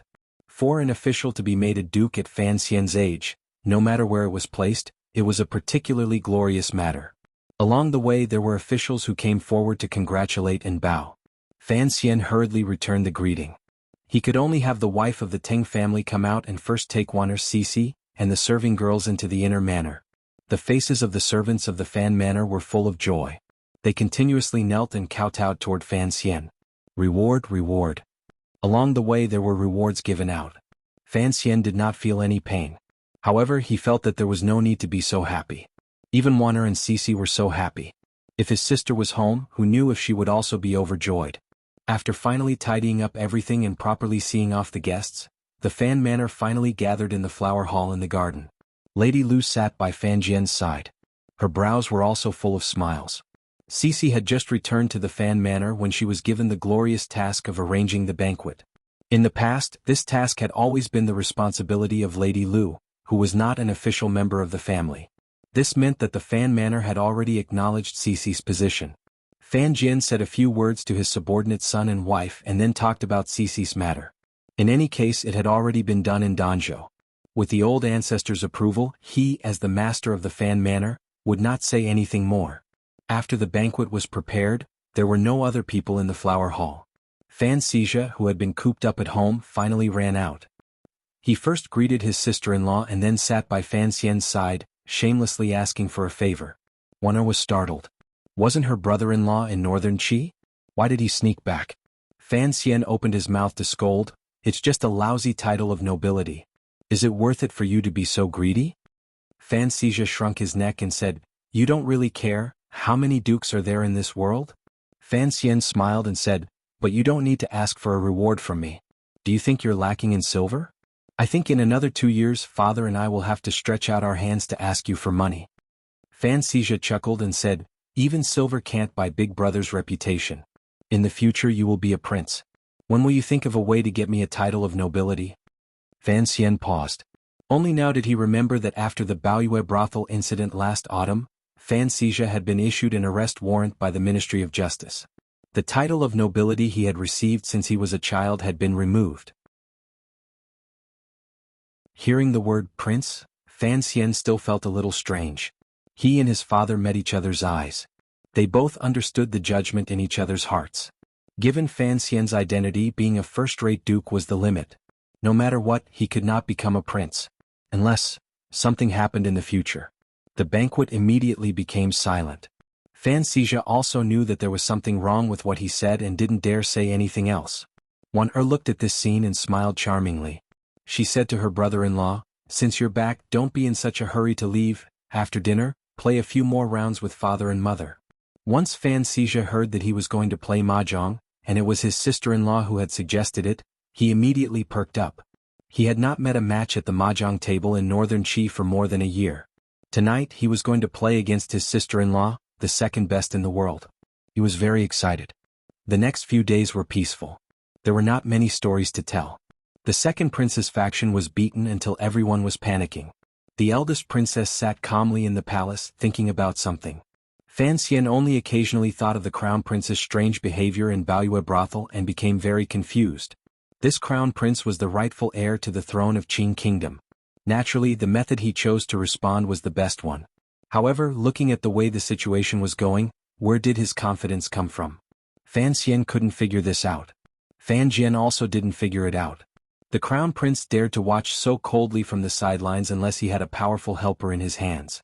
However, the eldest princess, who had originally supported him, had long been exposed by Fan Xian to her relationship with the second prince. What right did the crown prince have to believe the eldest princess' words again? Since he couldn't figure it out, he stopped thinking about it. He still had to return to Jiangnan next spring. After the new year, there were places like Qin Garden, King Jing's manor, and the great prince's manor that he had to visit. Thus, taking advantage of the few days before the new year, Fan Xian didn't go to the Overwatch Council or enter the palace. He just stayed obediently in the Fan Manor, being filial to his father, whom he hadn't seen in a year, and disciplining his brother, who had been in the north for a long time. The atmosphere of a family reunion was not bad. However, it was missing Ruoruo and the old ancestor of Danzhou. At one time, Fan Xian had once privately said to his father that his grandmother had not seen Xizha for a long time. Should he find a time for Xizha to return to Danzhou? Fan Jian thought about it. It was indeed reasonable, so he let Fan Xian make the arrangements. Just as the situation was developing in a peaceful manner, on the 28th of the 12th month, an uninvited guest came to the Fan Manor. This guest was Northern Qi's envoy to the Qing Kingdom. His identity was a bit sensitive, but he had specially reported to the office of the Grand Herald before coming to the front door of the Fan Manor. Everyone in the Fan Manor felt it was strange, but they could only open the front door to welcome him. This envoy was very respectful to Fan Xian and represented the Northern Qi court in conveying their condolences to Fan Xian. He said that regarding the attack in the valley, the Northern Qi people felt the same and deeply felt injustice for Sir Fan Jr. After putting down a large pile of gifts, the envoy left the manor, leaving only Fan Jian and Fan Xian looking at each other stupidly. That night, someone from the office of the Grand Herald of the Qing Kingdom came. A eunuch from the internal court also came to explain to Fan Xian why the Northern Qi envoy had come to visit. The news of Fan Xian's assassination had already reached Northern Qi. For some reason, the Northern Qi emperor had personally written a private letter and asked someone to send it to the Qing emperor. He expressed his concern about Fan Xian's assassination and expressed hidden criticism of the Qing court for not paying attention to Fan Xian's personal safety. Hearing these words, Fan Xian looked at the eunuch and the vice minister of the office of the Grand Herald and sucked in a breath of cold air. He opened his mouth and cursed, wrinkling a pond of spring water, none of their king business. The vice minister of the office of the Grand Herald and the eunuch looked at each other awkwardly. We all understand what the Northern Chi people are thinking. Sir Fan Jr., there is no need to be so angry. What use is such a dirty trick? The eunuch also said with a sinister smile, if they want to give you gifts, just accept them. After seeing the two of them out of the manor, Fan Xian hurried into the study and asked his father, what exactly do the Northern Chi people want? Do they have the right to express concern about this matter? Fan Jian forced a smile and said, there is something I've always forgotten to tell you. The emperor also seems to have forgotten about this. When you went to Northern Chi as a diplomatic envoy, didn't you promise their emperor in the royal palace in Shangjing that when you had time, you would go to their imperial college to give a lecture? Fan Xian thought about it seriously. It seemed that there really was such a thing, but he didn't seem to have agreed. Fan Jian sighed and said, when you went to Jiangnan, the Northern Chi people sent a document to the office of the Grand Herald saying they wanted to hire you as a visiting professor at the imperial college in Shangjing. The emperor only thought the little emperor was bored and didn't think much of it. Who would have thought that the Northern Chi people were waiting here? Now that you are a visiting professor at the Imperial College in Shangjing and have been assassinated in the Qing Kingdom, it seems reasonable for them to express concern and anger. Fan Xian said angrily and bitterly, what good does it do for them to play tricks on me at this time? Fan Jian raised his head and glanced at his son. He shook his head and said, although it is a crude method and someone with some brains wouldn't believe this kind of provocation, your shady dealings with the Northern Chi people in Jiangnan cannot be hidden forever. After accumulating and destroying them, who knows whether or not the emperor will suspect you in the future. They only need to send some gifts, bring a few words and lose some face. Then they can take root in your throat. This kind of business is very profitable. Fan Xian furrowed his brows and felt great anger. The valley attack, yet the little emperor of Northern Qi has unexpectedly caused trouble. It looks like the court will not continue investigating. Fan Jian glanced at him and smiled bitterly. Originally the emperor didn't want to investigate. Now that there is such a useful reason, how can he bear to not use it? Fan Xian also smiled bitterly. A moment later, he said seriously to his father, Father, on the first day of the year, I want to enter the ancestral hall. Fan Jian was not very surprised. From the moment the emperor had officially granted Fan Xian the title of Duke of Dongbua, he had understood the emperor's thoughts. He only calmly said, I want to enter the palace and ask clearly about this matter. To be continued. If you want to know what happened afterwards, please log on to www.chidian.com. More chapters. Support the author. Support original reading.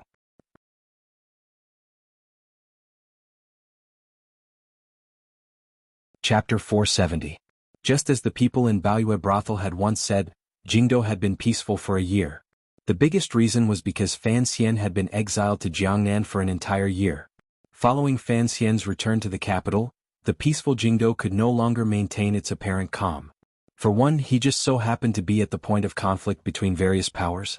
For another, his style of doing things was completely different from that of a so-called immortal poet. It was even much more ruthless than the style of most of the nobles in the Qing kingdom. The attack in the valley, the assassination in the night in Jingdo, the silent deaths of certain people, and the humiliating imprisonment of certain officials made the nobles in Jingdo once again deeply feel Fan Xian's power and determination. It made them understand that Sir Fan Jr. had been raised in the spring sunshine of Jiangnan for a year, but it had not made his personality much gentler. After Fan Xian returned to the capital, shocking things happened one after another. The most recent thing was that the Northern Qi court had shamelessly come over and shamelessly expressed their love for Fan Xian. With unusual disgust, they criticized the Qing court for not protecting Sir Fan Jr.'s safety. Everyone in Jingdo found this absurd and angry. To put it another way, this was Qing domestic politics. When was it the place for rotten Northern Qi scholars to speak up? However, the Northern Qi people had spoken up, and they had spoken up particularly loudly. In an instant, Fan Xian was pushed to the heart of the struggle. Although the clever people did not believe that he had any shameful collusion with Northern Qi because Northern Qi's methods were too childish, the nobles and common people of the Qing kingdom still felt uncomfortable in their hearts. The gazes they turned toward the Fan manor were complicated. The storm of this matter had not calmed. In just 2 days, on the first day of the new year, the entire Jingdo became fearful because of another matter related to the Fan manor. There was not a glimmer of light in the sky. Fan Xian sat in the carriage and rubbed his slightly sore eyes. He thought to himself, is there a need to be so sneaky about paying respects to the ancestors? Yesterday was New Year's Eve, and the whole family played mahjong through the night. After Fan Xizha and Lin Wan divided up the family's assets, the mahjong game ended, and the whole family immediately got on the carriage and left the manor. Along the way, there were carriages from the other branches of the Fan clan converging together. Although each branch was calm, such a long line of carriages did indeed appear to be rather large. Fan Xian felt a faint excitement and nervousness in his heart. This was the first time he was paying respects to the ancestors, so he didn't know it should be at the fifth watch. Last year, when Fan Manor paid respects to the ancestors, he and Wanner had stayed in the garden. He vaguely remembered that it should have been in the afternoon. He glanced at the sleeping Xizha beside him and couldn't resist shaking his head with a smile. In his own carriage, presumably no Yamen in the Qin kingdom would be blind enough to search for Xizha, this criminal. Thinking that he could finally enter the ancestral hall today, the smile on his face never faded. He did not know how his father had negotiated with the emperor when he entered the palace, but in the end, it was clear that the emperor had helplessly nodded and the empress dowager had maintained her silence. Speaking of which, since the royal family could not give him a title, did they want him to never have a reliable surname for the rest of his life? Fan Xian smiled coldly. In reality, he could guess the outcome of his father's negotiations with the emperor. The emperor had made him the Duke of Donbua. In his opinion, he had already given enough of an explanation. Furthermore, given the situation at hand, the emperor did indeed need Fan Xian to clarify his identity to prevent his son's fight for the family property from becoming more complicated. The Overwatch Council's reduction of power was far from enough. If Fan Xian wanted to continue walking the path of a powerful official, the first thing he had to do was remove himself from the ranks of the princes. The carriages traveled for an indeterminable amount of time and waited for a while outside the city gates. When the gates opened, they drove out under the soldiers' unconcerned gazes. Following the official road all the way west, they finally entered the country estate that Fan Xian had once visited, the Fan clan's ancestral property. Over 30 carriages lined up and stopped on the dam outside the ancestral hall.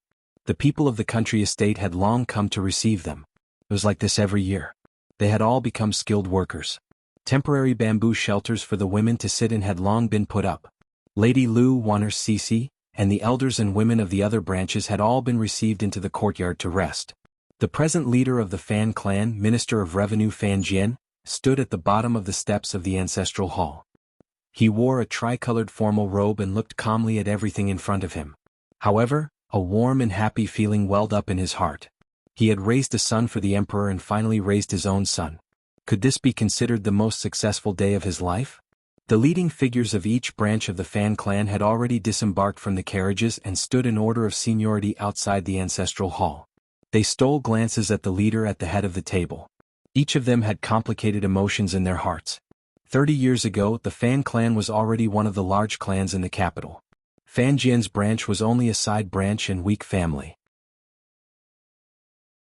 If it had not been for that old ancestor who had supported the present emperor and King Jing, how could Fan Jian have become the leader of the clan? After Fan Jian became the leader, he was very strict with the members of the clan. His own official position grew higher and higher. No one in the clan dared to disobey him. Furthermore, there was now another person called Fan Xian in the Fan Manor. Everyone put down the clothes they needed to worship the ancestors. Peace incense was lit.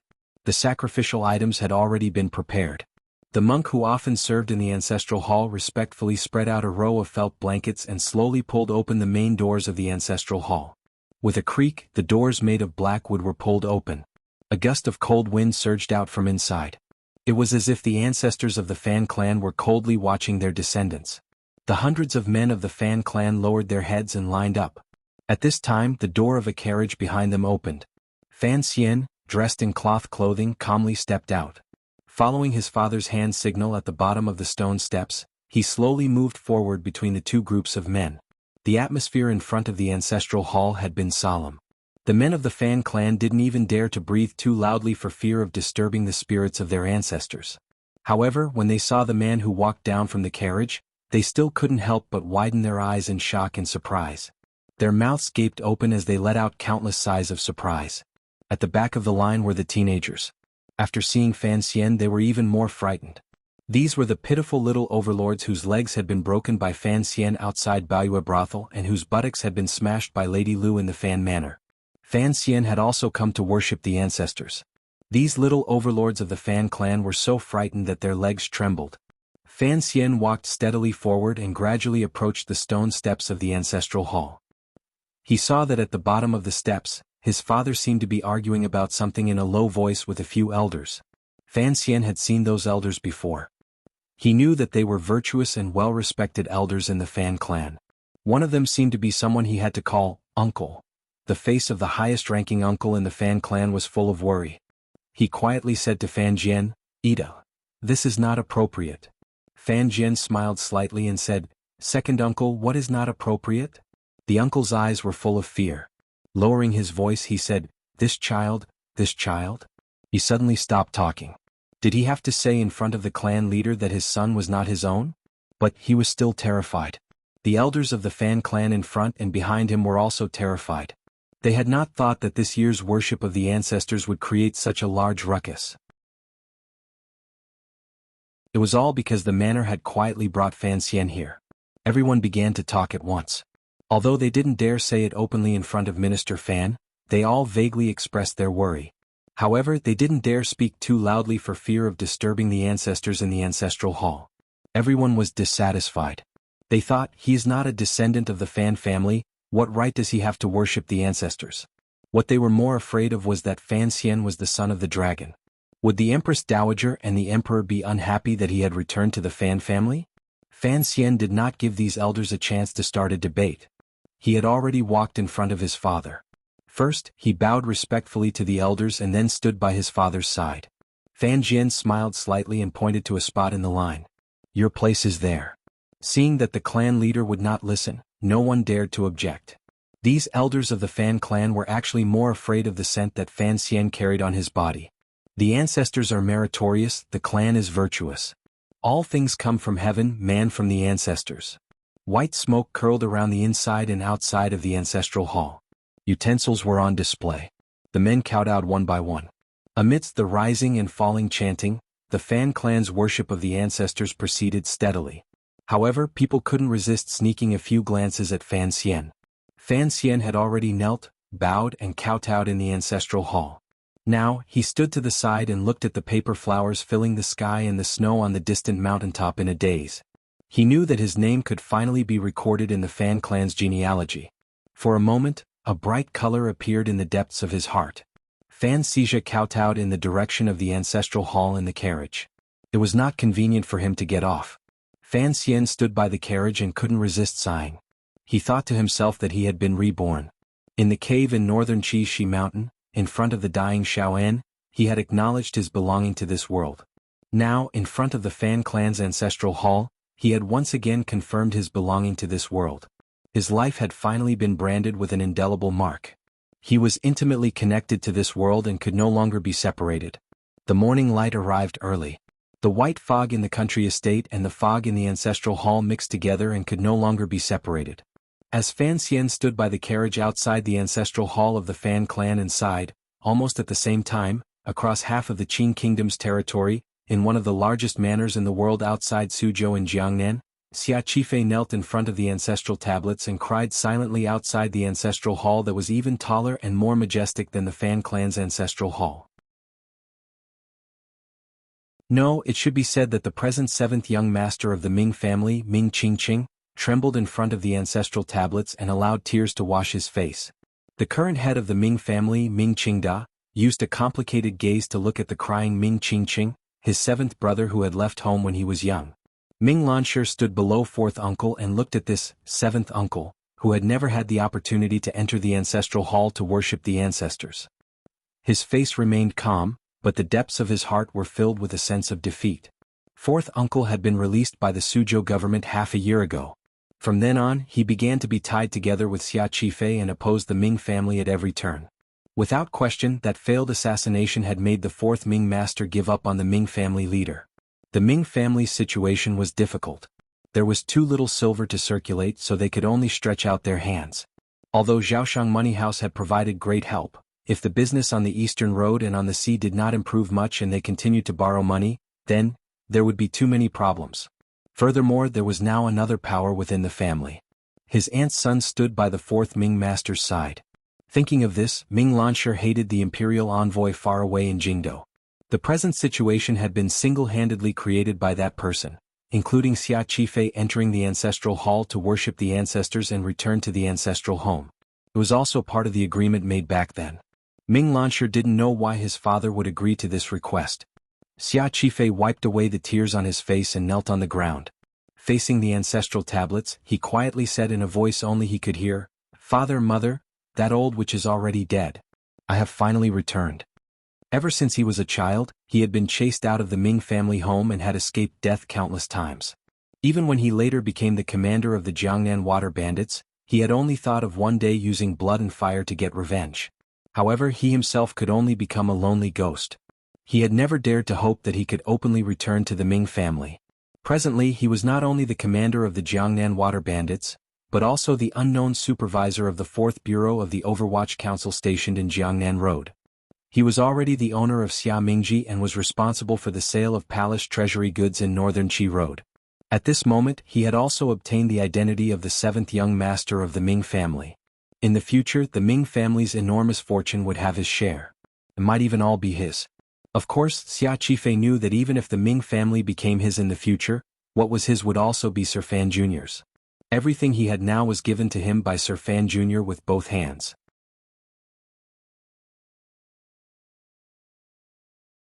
She forcefully suppressed her excitement and said, "Congratulations, First Master." Xia Qifei smiled. "Congratulations, cousin." Su Wumei smiled warmly. "Congratulations, 7th Master." On the first day of the new year, in the manor of Jingdo, the second prince was drinking tea and playing Go with Yi Ling. Suddenly, he heard the sound of hurried footsteps coming from outside the study. He couldn't help furrowing his brows slightly. Although his power in Jingdo had been completely uprooted by Fan Xian, it was just as he had said in Baoyue brothel. He was not worried at all because these were only minor problems. As long as Fan Xian could not touch him, the root of the royal family in the future, it would be Fan Xian's turn to be worried. The housekeeper knocked and entered. Disregarding Wang Fei sitting in her seat, he hurriedly moved closer to the second prince's ear and told him the shocking news he had just heard. The second prince's expression immediately changed. The black, matte chess piece between his two fingers fell into the teacup and made a pft. After the housekeeper left, Yi Ling asked with a smile, "What happened now?" In the eyes of this young imperial concubine who was not yet 20, the more wretchedly her husband was beaten by her teacher, the better. It would be best if he was beaten until his heart gave out and he no longer cared about the matter of the dragon chair. Fan Xian was beating the tiger in Jingdo while Yi Ling was secretly laughing in the manor. Seeing the shock on her husband's face, she thought that her teacher was doing something again, so she was not worried. On the contrary, she had the urge to watch a good show. It took a long time for the second prince to ease the shock in his heart. Looking at his wife in astonishment, he said, "Fan Xian, he went to worship the ancestors today."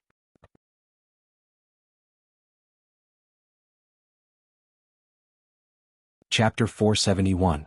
Yesterday, I typed the one-armed sister's surname incorrectly. My original surname was Guan, but I had no choice but to follow Su. Here I deeply apologize. P.S. This book is very easy to buy. Next week I'll go to the specialty store and say the cheapest one. Yi Ling made a sound and covered her mouth. She was so shocked that she couldn't speak. Although she had spent every day in Fan Xian's manor and played mahjong on the Tsang Mountains after Fan Xian had come to the capital, she had some understanding of her young master's will. She had never imagined that at this juncture, Fan Xian would bravely choose to return to the family. The second prince glanced at her and smiled bitterly. "I'm wondering if Fan Xian has gone crazy." "Why do you say that?" A glimmer of doubt flashed through Yi Linger's jade-like eyes. Since Fan Xian dared to worship his ancestors, it must have been something that the Empress Dowager and the Emperor had tacitly agreed to. Why did her husband still think Fan Xian had gone crazy? The second prince shook his head. For the present Fan Xian, there are only 4 paths he can take. By choosing to return to his ancestral home, he has directly blocked off 2 of them. Yi Linger did not continue to ask. She listened quietly. The second prince thought for a moment and then quietly said, "Right now he has too much power in his hands. He has offended too many people. The power of a lone official has already formed. For him, in the future in Qing Kingdom he will either fight with us for the throne, or he will support the third prince to rise to power while he hides behind the scenes and becomes a regent. Only these two paths can ensure the peace of his family and not be uprooted. Since he has returned to the Fan family, naturally the possibility of him inheriting the throne has been severed. It is impossible to use the identity of a member of the royal family to act as regent. Yi Linger furrowed her brows. Even if he does not acknowledge his ancestral home, given his past, not to mention whether or not the emperor will allow him to inherit the throne, the entire royal family and the scholars of the court will not agree. This first option in itself is impossible. What is impossible? The second prince asked. As long as he does not return to the Fan family, there is a chance that the palace will accept him again. Adding to the power in his hands, who dares to say that it is impossible for him to fight for the world? What about the second item? A prince regent might be able to make the nobles in the palace and the royal family military outside the palace remain silent, as long as his surname is Li, but for a powerful official with the surname Fan to threaten the emperor and order the feudal vassals, that is impossible. The second prince calmly said, that is why Fan Xian's return today directly cut off the two paths he mentioned earlier. I don't understand what exactly he is thinking. What are the other two paths? Yi Linger looked at the strange expression on the prince's face and suddenly felt a chill in her heart. The second prince paused for a moment and then said, in the future after father passes away, regardless of who ascends to the throne, I'm afraid they will carry out a great purge of Fan Xian and the Fan clan. If they don't purge, no one has the confidence to completely control the situation. These were the words the second prince had said to Fan Xian in Baoyue brothel. He had always thought that Fan Xian would gradually integrate into the royal family and fight for a position on the surface. Regardless of whether Fan Xian fought for the dragon chair himself or helped the third prince, they were both possible paths. Given Fan Xian's present strength as well as the old people he influenced in front of and behind of him, no newly ascended emperor would be able to safely watch him live. Thus, many years from now Fan Xian will only have two paths he can take. The second prince furrowed his brows tightly and could not understand it no matter how he thought about it. Otherwise he will wait helplessly and have his entire clan executed, just like the Yi family in the past. He paused and then said tiredly, otherwise he will use the power in his hands to rebel and leave the country. He began to laugh self-mockingly. Of course the power in his hands is all paper. He won't be able to raise much of a storm. Father is a cautious person. If Fan Xian doesn't have an army in his hands, he will never be able to truly become a marquis. Yi Linger was startled and carefully savored these words he said. She realized that if the situation really continued to develop like this, her teacher would indeed not have a good end. Her little face swelled slightly and she said, you've forgotten a possibility. If the third prince really does inherit the throne in the future, given his teacher-student relationship with Fan Xian, he may not necessarily let things happen to an irreversible state. The second prince smiled. I've also said this to Fan Xian. Third brother is still young but I've watched him grow up. This kid is not easy to deal with. Furthermore, at what position you have to consider the level of affairs. Sometimes it's not something you or I can stop doing just because we don't want to. He calmly said, furthermore don't forget the crown prince is the true successor. Many people seem to have forgotten this matter because of his calmness, but I believe that Fan Xian will not forget. Most importantly, the second prince slowly lowered his head. Regardless of who inherits the throne before our father leaves this world, will he watch as Fan Xian continues to gather the power of a large group of old monsters and bring endless trouble to his successor? This country is our father's country. He will not let this country become too chaotic, even if he dies. Regardless of whether the second prince was a son or an official, it was already a great taboo to discuss the emperor's life and death. Yi Linger bit her lip and didn't reply. Instead she changed the subject and asked, but this is not the life Fan Xian wants to live. This is what the elders in court have arranged for him. If you were Fan Xian, what would you do? The second prince was startled. A moment later he self-deprecatingly said, I don't know what I would do. It would probably be similar to his current situation. However, in the battle for the world if you don't advance you die. Since he has personally given up on the first two paths, then he should retreat more thoroughly. If I were in his position at this time, I would enter the palace and ask for my resignation.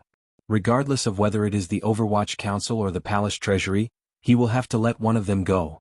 Then, from a purely rational point of view, he should appear more gentle and then secretly lean toward my side. Yiling looked at him. The second prince said seriously, "This is the wisest choice. Presumably, he knows in his heart that I dare to accept him. After all, my aunt is his mother-in-law. With Chen relationship, it is not necessarily impossible to let go of past enmity." Yiling shook her head and sighed. She knew that her family and the distant army in Dingzhou had long become a tool in the battle for the inheritance because of this marriage. If Fan Xian also joined in, naturally, but she didn't want to pay attention to these things. Suddenly she felt a headache and unhappily furrowed her brows. The second prince stood up and looked at the faint light outside the window. Lost in thought, he said, "If Fan Xian doesn't change, he will only walk into a dead end in the future. If he has the courage to change, perhaps he will suffer a great loss now, but in the future he and the Fan family can obtain even greater benefits and a more stable peace. This all depends on what he thinks." In the end, he helplessly lowered his head. However, these 2 years have long proven that Fan Xian is a madman who does not act according to common sense. So, I do not have such extravagant hopes. In the eyes of most people in the Qing kingdom, under Fan Xian's gentle and amiable appearance, there was indeed a glimmer of a crazed murderous aura gradually seeping out. It was not talking about the night battles in Jingdou, but the shocking matter of Jingdou's return to the ancestral home. At the cold of the 5th watch, the Fan family's worship to their ancestors began. At noon, this news had already spread to all the large manors. For a moment, countless people were guessing at the subsequent development of the situation and the rise and fall of Fan Xian's desire for power in the court. Just like the second prince, no one could understand why Fan Xian would do this. Although in the past he only had the identity of the emperor's illegitimate son and had no hope of entering the palace, the identity of an illegitimate son was still an identity. As long as it was not sealed, anything was possible. Furthermore, this identity would certainly be of great use in the future. A long time ago, Qin Pingping had thought that once the Empress Dowager was gone, it was not impossible for Fan Xian to re-enter the ranks of the princes. Fan Xian's actions today had finally branded his name with the brand of the Fan family, cutting off the possibility of his surname being Li. In the eyes of most people, this seemed somewhat foolish or impulsive. Even in the depths of the palace, this news shocked the hearts of many nobles.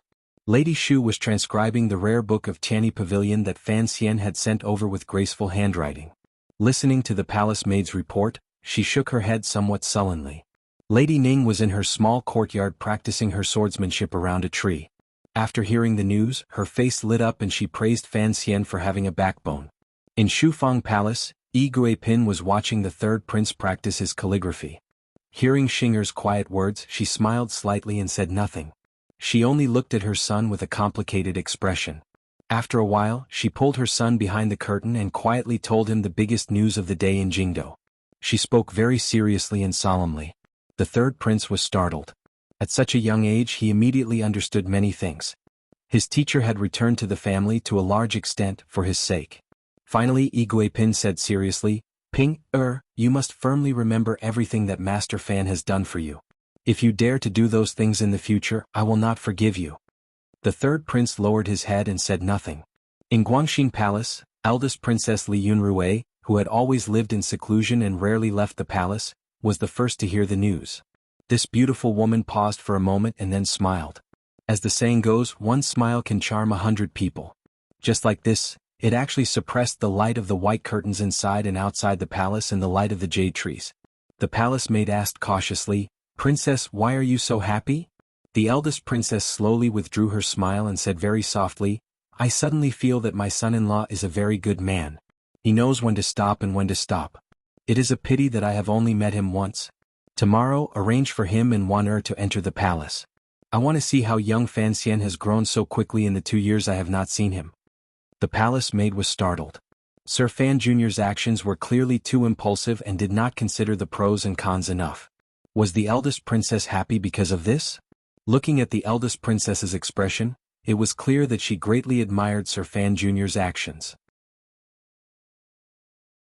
In Hongguang Palace, the Empress Dowager was picking at her rosary beads and muttering something. Old eunuch Hong was bent over to serve at her side. After a long time the Empress Dowager sighed and said, "That child knows the big picture. It has not been easy." Old eunuch Hong said with a slight hiss, "Sir Fan Jr. is not bad." In the quiet and secluded little building at the back of the royal palace, the Qing emperor, dressed in a yellow robe, held his hands behind his back. He looked at the yellow-clothed woman in the painting in a daze. A moment later he quietly said, "Our son is indeed more like you. He is very proud. It is not that I don't want him to come back, it is just that he doesn't want to come back. The surname Fan is good. Back then you and Ida used to call each other brother and sister. Just take it as following your mother's surname." A cold winter breeze blew in through the building and made the painting flutter slightly. The beautiful face of the yellow-clothed woman in the painting twisted slightly. It was as if a mocking smile rose to the corners of her lips. It was as if she was mocking the emperor's words.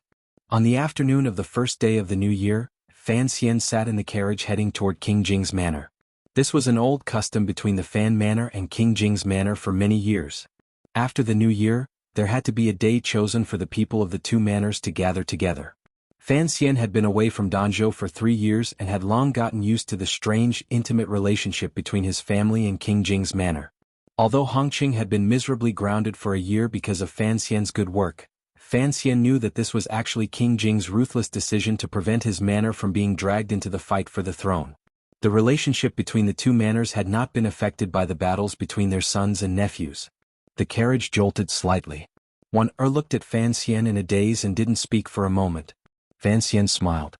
"If you have anything you want to ask away." "I'm thinking that everyone in Jingdou must be talking about you today," Lin Wan said with a smile. "They're all calling you an idiot." Fan Xian smiled even more happily.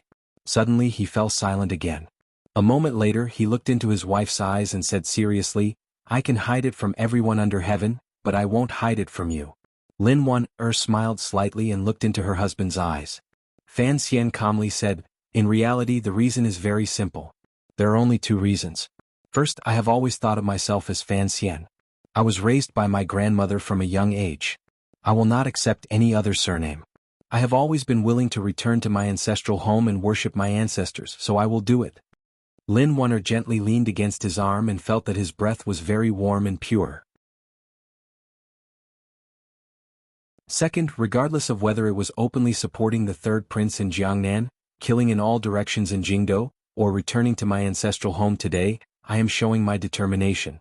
Fan Xian lowered his head and glanced at Wan'er's round face. Warmly he said, "Donbua shows one's determination. If one wants to go far, one must show one's determination." "What determination? Who are you showing it to?" Fan Xian was silent. He thought of the conversation he had with the emperor in the royal palace. Duke of Donbua? I don't want to be the emperor," he calmly said. "Of course, it is for the emperor to see." Lin Wan glanced at him worriedly. Although she didn't say anything, Fan Xian knew that she had long seen the future. It was possible that he and the Fan Manor would face a disaster of destruction. Go against the current. If you don't advance you will fall back. If the boat capsizes you will die. I understand this principle. Fan Xian tilted his head slightly. "It seems that all the circumstances force me to fight, but the emperor has warned me, so I can only not fight." He smiled and said, "Going with the current is in the end more comfortable. There are not many people I am afraid of in this world. However, I am still a bit afraid of your uncle, my cheap father." Lin Wan smiled, but there was still some worry in her smile. "But what about the future?" "The future?" Fan Xian said. "The emperor can live for at least another 20 years. I have used an unknown future danger to exchange for 20 years of peace, or perhaps 20 years of the emperor's trust. This trade is very worth it. Furthermore, I cannot be ambiguous. I must resolutely and decisively demonstrate my attitude and determination.